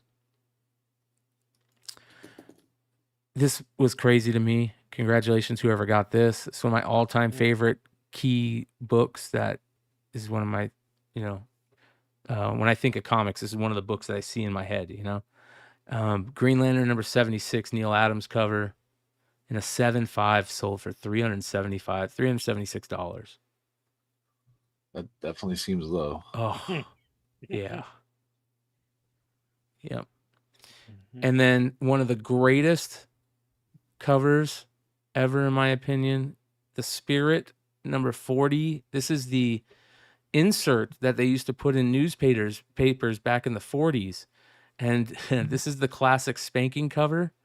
And it's funny to me, but it makes it super cool that they used to put them as inserts in newspapers back in the day. And I've always loved these old school Spirit inserts. I collect them. I have one of these. I have a first P-Gel, if that's how you say her name, I'm not sure. One of my all-time grails was a Spirit insert where it's the very first time they ever talked about UFOs in comic books. And there's just a lot of really cool stuff to collect in that run. That's sweet. Yeah, and it sold for $299. One of the most underrated comic artists. I can't say underrated artist because he is held in such high esteem in the modern art world. But James Jean, to me, is one of the most underrated comic artists. He put on a run back in the late 90s and early 2000s of covers that were just second to none. Of course, Fables, basically the whole run. But I loved his he did some Batgirl covers that were really, really, really good. Super, super underrated. Should get way more love on the secondary market, in my opinion. And this is a rare run, rare Fables number 6 RRP, Diamond RRP variant, and an 8.0 sold for $500. Not too shabby. That's good. Yeah. All right. The Hasbro Mail Away Undertaker is one of the grail figures for wrestling toy collectors. It was a mail away that was impossible to find. I've seen graded versions sell for like $5,000 or more. And this one, loose but in great condition, sold for $1,250. So, pretty cool. This blew me away. This is the type of shit I love to see. And I wouldn't mind even trying to focus some of my, searching whenever I go start looking at estate sales and stuff for stuff like this, because it's so cool to find and then it sells for a lot of money. This is a 1985 MTV shirt of Hulk Hogan and Roddy Piper. Dude. Playing guitar. Amazing. Yeah. $282. Can I just get the graphic, please? I know, right? I think it makes it even cooler that it's MTV. Yeah, it's way cooler than Hulk Hogan's Rock and Wrestling. Starting lineups are starting to come back. I think you can see the prices starting to come up, and people are starting to buy some of the rare ones. And when it comes to starting lineups, the rare ones aren't like big names. A lot of these were what's the term, where they only show up in certain parts of the country, like regional. A lot of them are regional. So, growing up in Phoenix, we would only get Dallas Cowboy figures before the Cardinals were here. And if you grew up in the, Minnesota area, you would only get certain figures up there.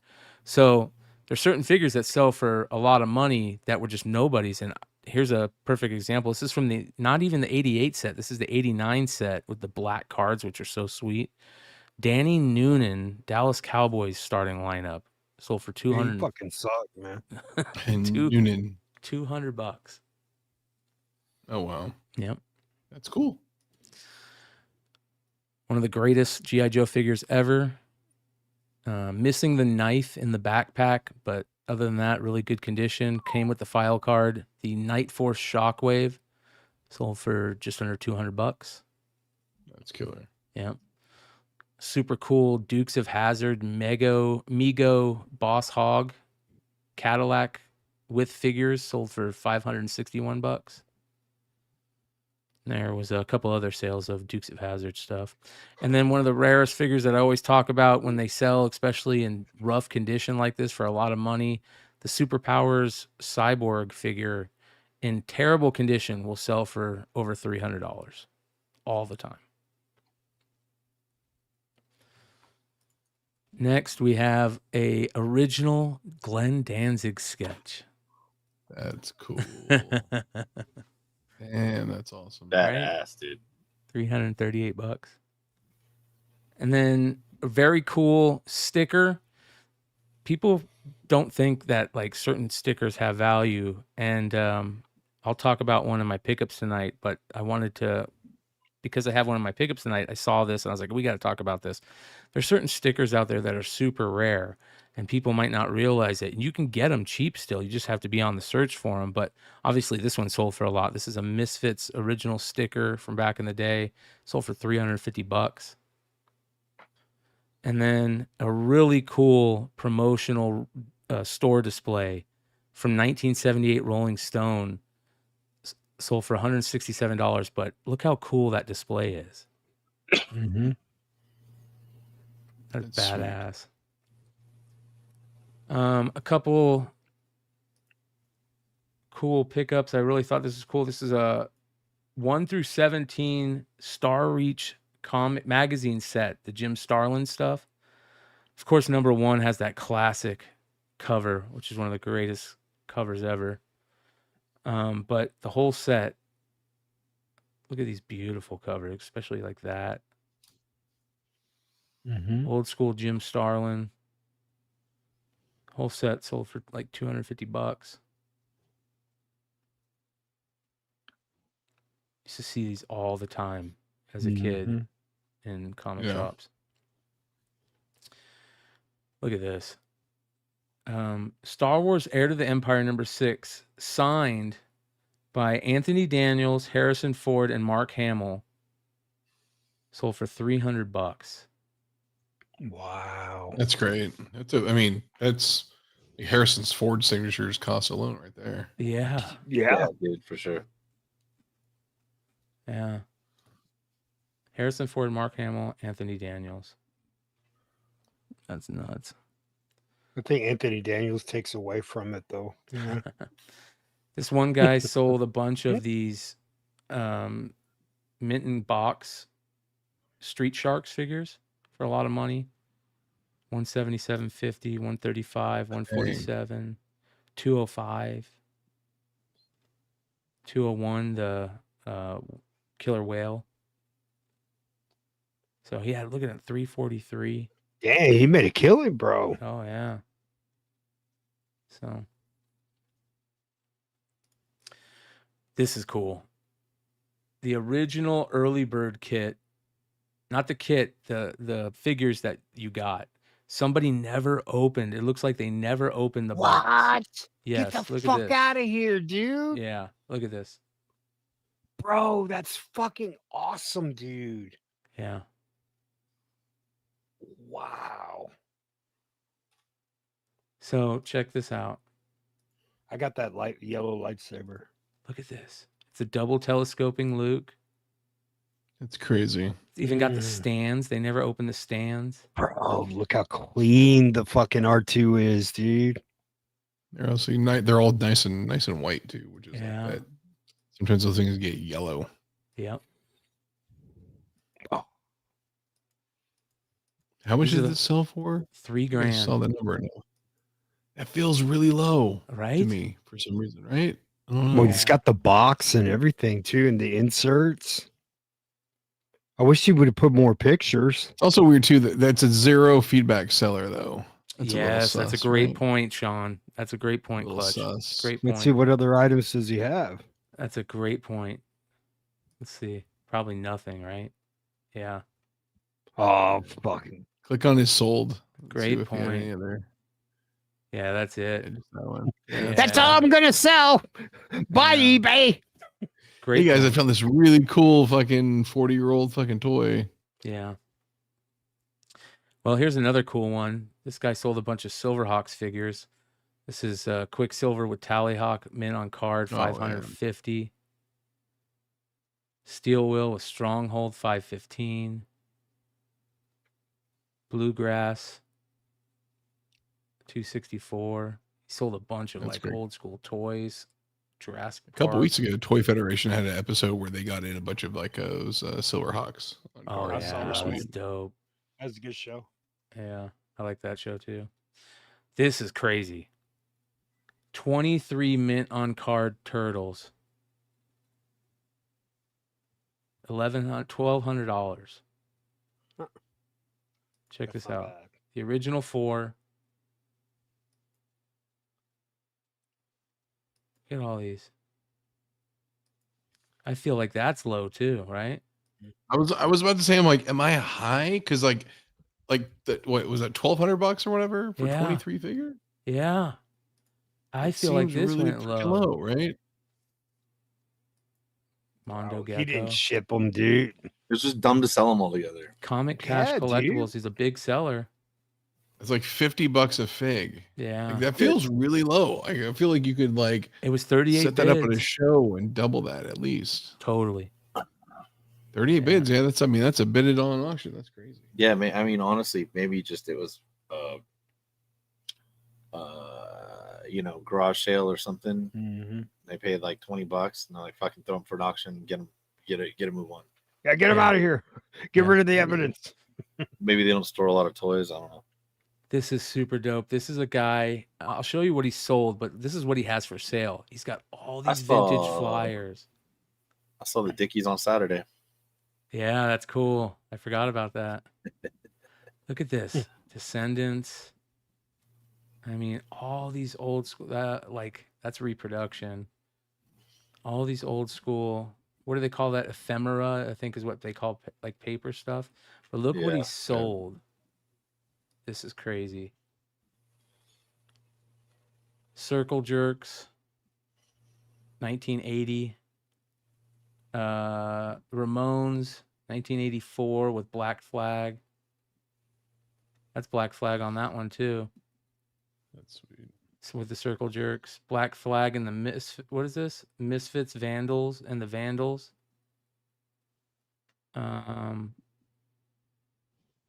Like this is awesome.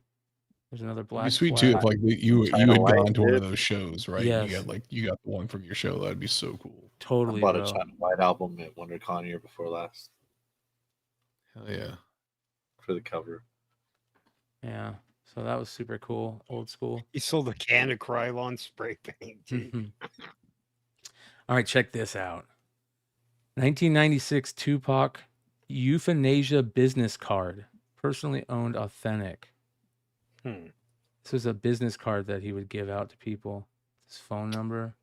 It says, Tupac Shakur's personally owned business card for his company Euthanasia. Tupac set up Euthanasia to develop movie projects and help finance community-minded projects such as a Center for At-Risk Youth. He was listed as an employee of this company at the time of his death. Very good condition from his personal collection of a very close friend of Tupac's who was considered part of his family. It comes with some type of certificate of authenticity, but who knows, if you believe those things.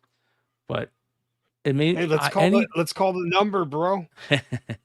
Anytime that old school business cards come up, I like to talk about them because I think they're cool. $144. This is crazy. So they used to, it's kind of like a comic thing. They would make these things called flipper books. Flipper Tripper flip books. They would give them out at Grateful Dead concerts. And this is one by a famous artist who would do these. Sold for a lot of them sold, but this guy sold a ton of these. This one sold for $129. Check these out. Look at this.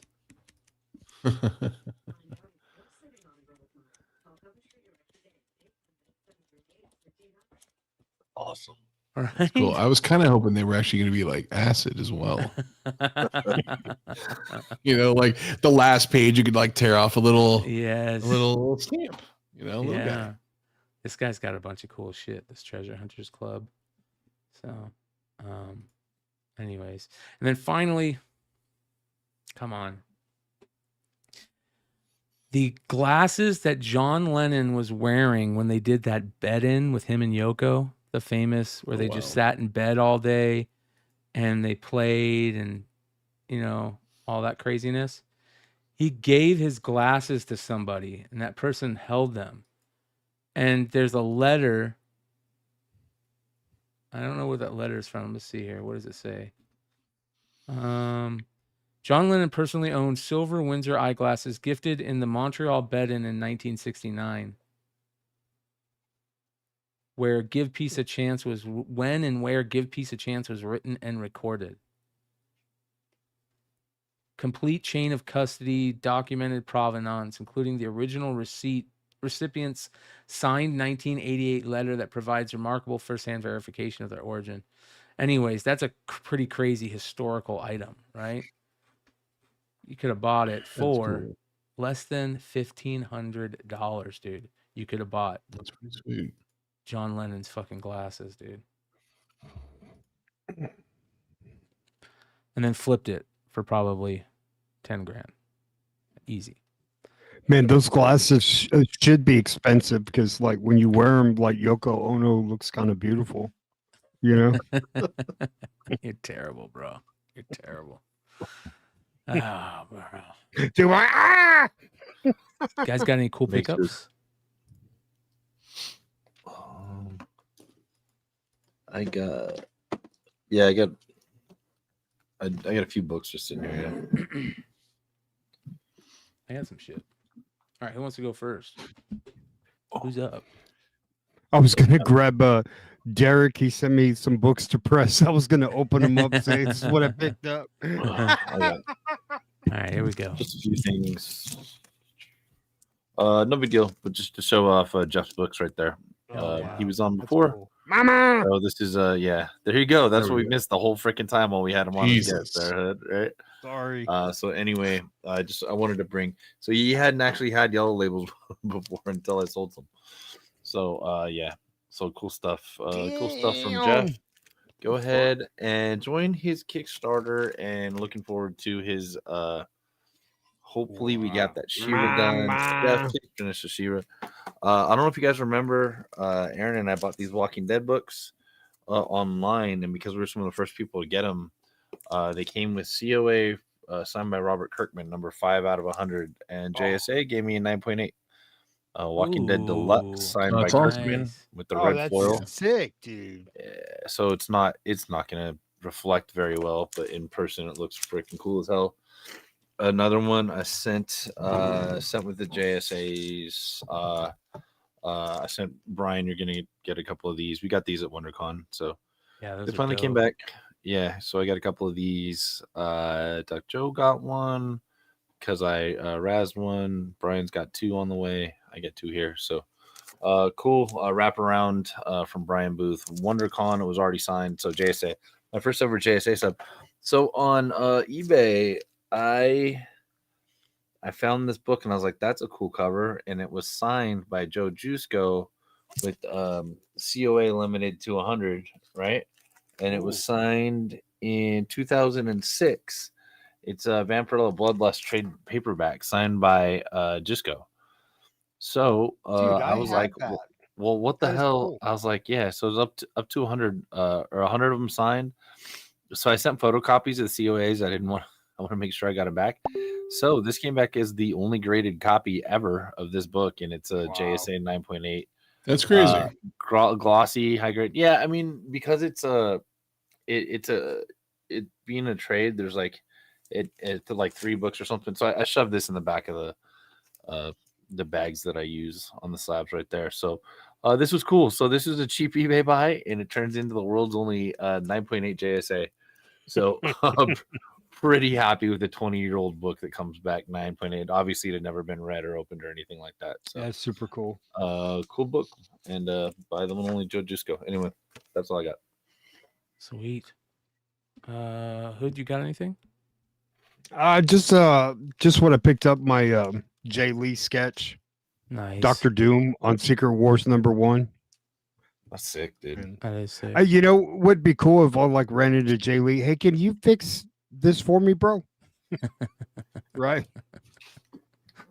Butch, you got anything, I brother? brought some erasers. Dude, unless you want to take a look at some IKEA furniture, I got nothing. You had one of the best pickups of the night already with that Blacktron set, bro. Oh, dude, it's great. Now I've honestly I've been trying to get this like room in order. Like maybe my best pickup would be this like dual monitor arm setup one of those. thing. I want one of those. I was like, fuck it. I'm trying to like deal with like the space on the table and the desk. I got like another side table that should work for like what I need over here. And I'm like mounts and like just stupid That's shit fun, like though. that, you know? It's fun though. It's like you're working at NORAD or something, dude. Dude, you know? seriously. I always love like when you like get a new house or a new place or something, or like you have like a new building, and that time period where you get to like decide what's you're gonna put up and shit you're gonna frame, shit you're gonna put, the cool toys you're gonna have, like you said, the monitor arms, gadgets. That's the hard part, is like the decorating thing, dude. I'm like, oh my god, because we've got so much stuff that I've had framed over the years, and we don't have space in the house to do it, or so just like it's just been sitting in the warehouse, and I'm like, oh cool, like pull a bunch of stuff out. And it's like I've got all these like cool like Clutch the Band posters that I'd love to put up again, and a couple other just weird things, that all the comic art and stuff. And it's just like there's still not enough room. Yeah. I've got like 10 skate decks I want to put up. Oh, and yeah. Bad news, Leg. It looks like we didn't get those grommet skate decks through Lunar. Oh, really? Yeah, we got put on the allocation list, it looks like. Oh shit. So yep. I'll try there's one of the decks is still up on the Giant Generator site, but the other two shows sold out. So all right. All good. I gotta figure out more place to put them anyway. So I went to, like I said, Phoenix Fan Fusion, and I went and stopped and talked to. This can be considered sometimes a no, but he's too good of a dude to not stop and see him, because he'll hypnotize you. I went and stopped and talked to Sebastian at Stranger Comics, yeah. And I know our favorite hypnotist, dude. Yeah, Tahani Farr was there, and she did some special variants for Phoenix Fan Fusion.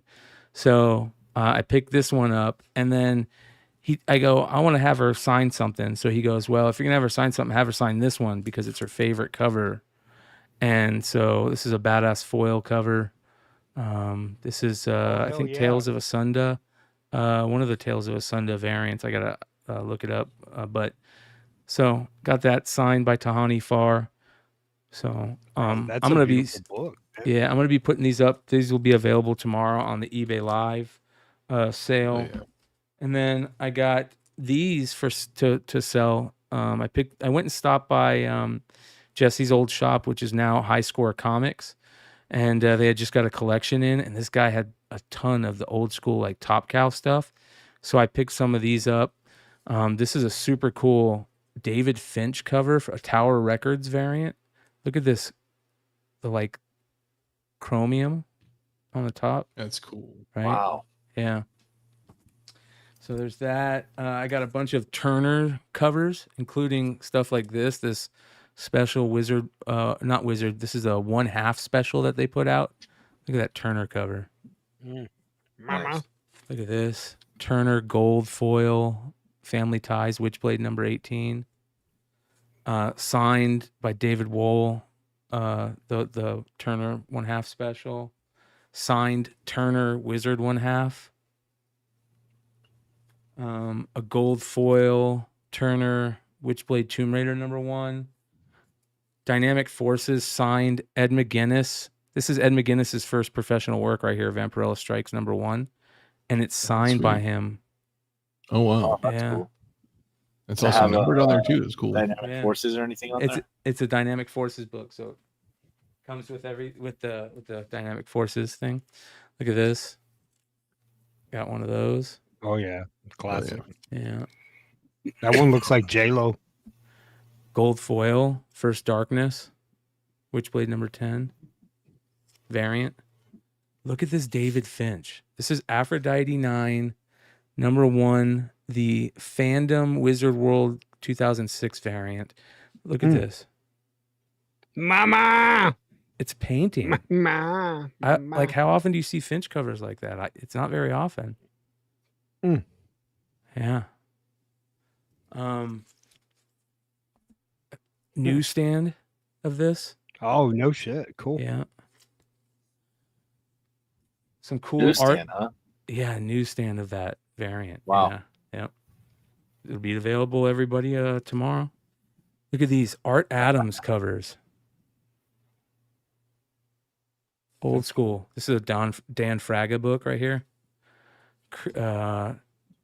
Art Adams, Terrific Tales, Tom Strong, Alan Moore stuff. Look at this one. Damn, dude. And I like that. then Mm-hmm.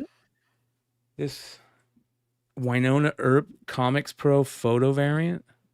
Yeah, That's a monster. that's cool. Cool one. I picked these up, the set of Master and Apprentice #2, which is the Storm Shadow one. And look at this variant of #3. Look how cool this cover is. That's dope with that demon. And then looks like a little predator. yeah, action figure variant, more Witchblade books. Michael Turner. Look at that. This right here is for me though. Yeah. This is the very first Michael Turner solo cover right here that he's ever done. It's a Oh, that's German. awesome. Wow. Yeah, this is a German variant of Witchblade. This is his. Yeah. So, and finally, well, not finally, I have one more thing. I apologize. I'll have one of these that might be available. Yep. Very nice. Yep. And here's what I wanted to talk about the most on my pickups, though. Stickers. So I've told this story before. I was the lead singer of Linkin Park. Went to the high school right down the street from me. We're like rival high schools or whatever. And I would see him and hang out with him whenever like friends of bands were together. I wasn't really good friends with him, but like, you know, my friends were friends with him type deal. And he was in a band called Gray Days out here. And when I remember. Gray Days ended, he was trying to find something to get into, and he was searching in like, you know, band magazines, and he went to San Diego and found a band looking for a singer, and it ended up being turning into Linkin Park. Well, when they first formed, they had it was back in the day of MySpace, and back then bands used to do this thing called street teams, and they would send the street team members like singles, shirts, CDs. yeah, whatever. CDs, stickers. So I got a box of the very first Linkin Park songs on a tape. There was 2 songs, one on each side, I believe. And it said, back then they weren't called Linkin Park. They were called Hybrid Theory. And it said Hybrid Theory on it, and it said the songs. And it was cool. They came in like these little silver, like see-through cases. And the box also had a bunch of these stickers in it. Okay. Hybrid Theory stickers. Hybrid Theory. That's awesome. And so I gave most of them away, but I ended up like a few years ago finding a box of them of like, I think I had like 6 of them that I never gave, or 5 of them that I never gave away, but I only had 4 stickers.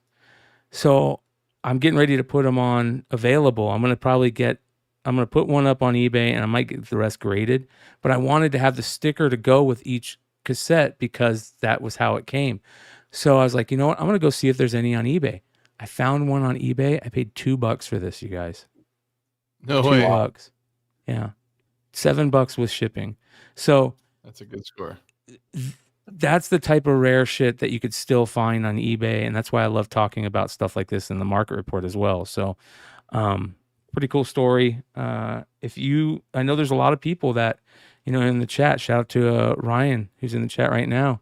He's, a lot of people that were in bands and were part of that scene and probably have a bunch of old school memorabilia and material that are probably worth a lot of money, for sure. So, those will be available on Thursday. No, I'm just joking. They'll be available on my eBay though. So go check it out. Go check out beyondwednesdays.store. That is the website.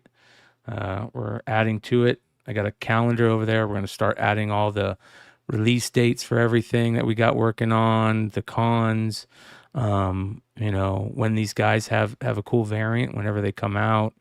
It's going to be pretty cool. You'll be able to find that. You can also find the links to the Spotify playlists that we listen to every pre-show sesh. And other than that, shout out to everybody that subs up, everybody that supports us over here. We love you guys. Go check out these guys on their websites and their eBay live sales. No sale for you on Thursday, right, Leg? No, Friday at 4. I'm clear. I got a lot of good stuff left. Dallas stuff, regular stuff, same stuff I've been doing. I was a little under. I'm all day cooled up tonight, so I'm a little loopy. But and I don't get sick very often, pretty much ever. So I didn't go yesterday, and then I got something I got to do tomorrow. So I will be going. I went today. I'll be going on Friday. Friday at 4:00 Pacific, same as usual. I'll be rocking 2 hours. I'm actually going to advertise that one heavily, regardless of an Invincible show. So I'll be going on Friday at 4. Nice. Clutch, you got any shows coming up? No, nothing. Besides the show with my doctor in the scope. Yeah. That's all I've got on deck. And then, I don't blame you. Focusing. Make sure everybody picks up that photo variant of Yelena Belova, dude. Yes, we talked about that. Great call, dude. Great call. Mama. Yeah. Yep. That'll I be. think that's her first cover. It is, I think, right? Yep. I'm surprised they There's didn't an animated one, but I'm surprised they it's not like didn't this. try to do a photo cover of her in that same style pose. She's done that before. Yep. Yeah. That would have been badass. Yeah. So, all right, you guys. I'm gonna be basically jumping on in Leg's normal spot tomorrow, 6:30 Pacific, 9:30 p.m. Eastern. I'll have all kinds of stuff available, including those books you just saw and other stuff. And we're gonna be, a lot of us are gonna be, really putting the pedal to the metal on getting rid of some stuff that we've been planning on selling for a while because San Diego is coming up. And it's time to pay for the yearly ritual. So come hang out with us. eBay Live. I'll be on Whatnot as well. And check out all of our stores. We got a lot of stuff coming. Next week, we're going to announce one, if not multiple, Beyond Wednesday crew variants that are coming out. So shout out you guys. Soon. Much love. See you soon. Adios.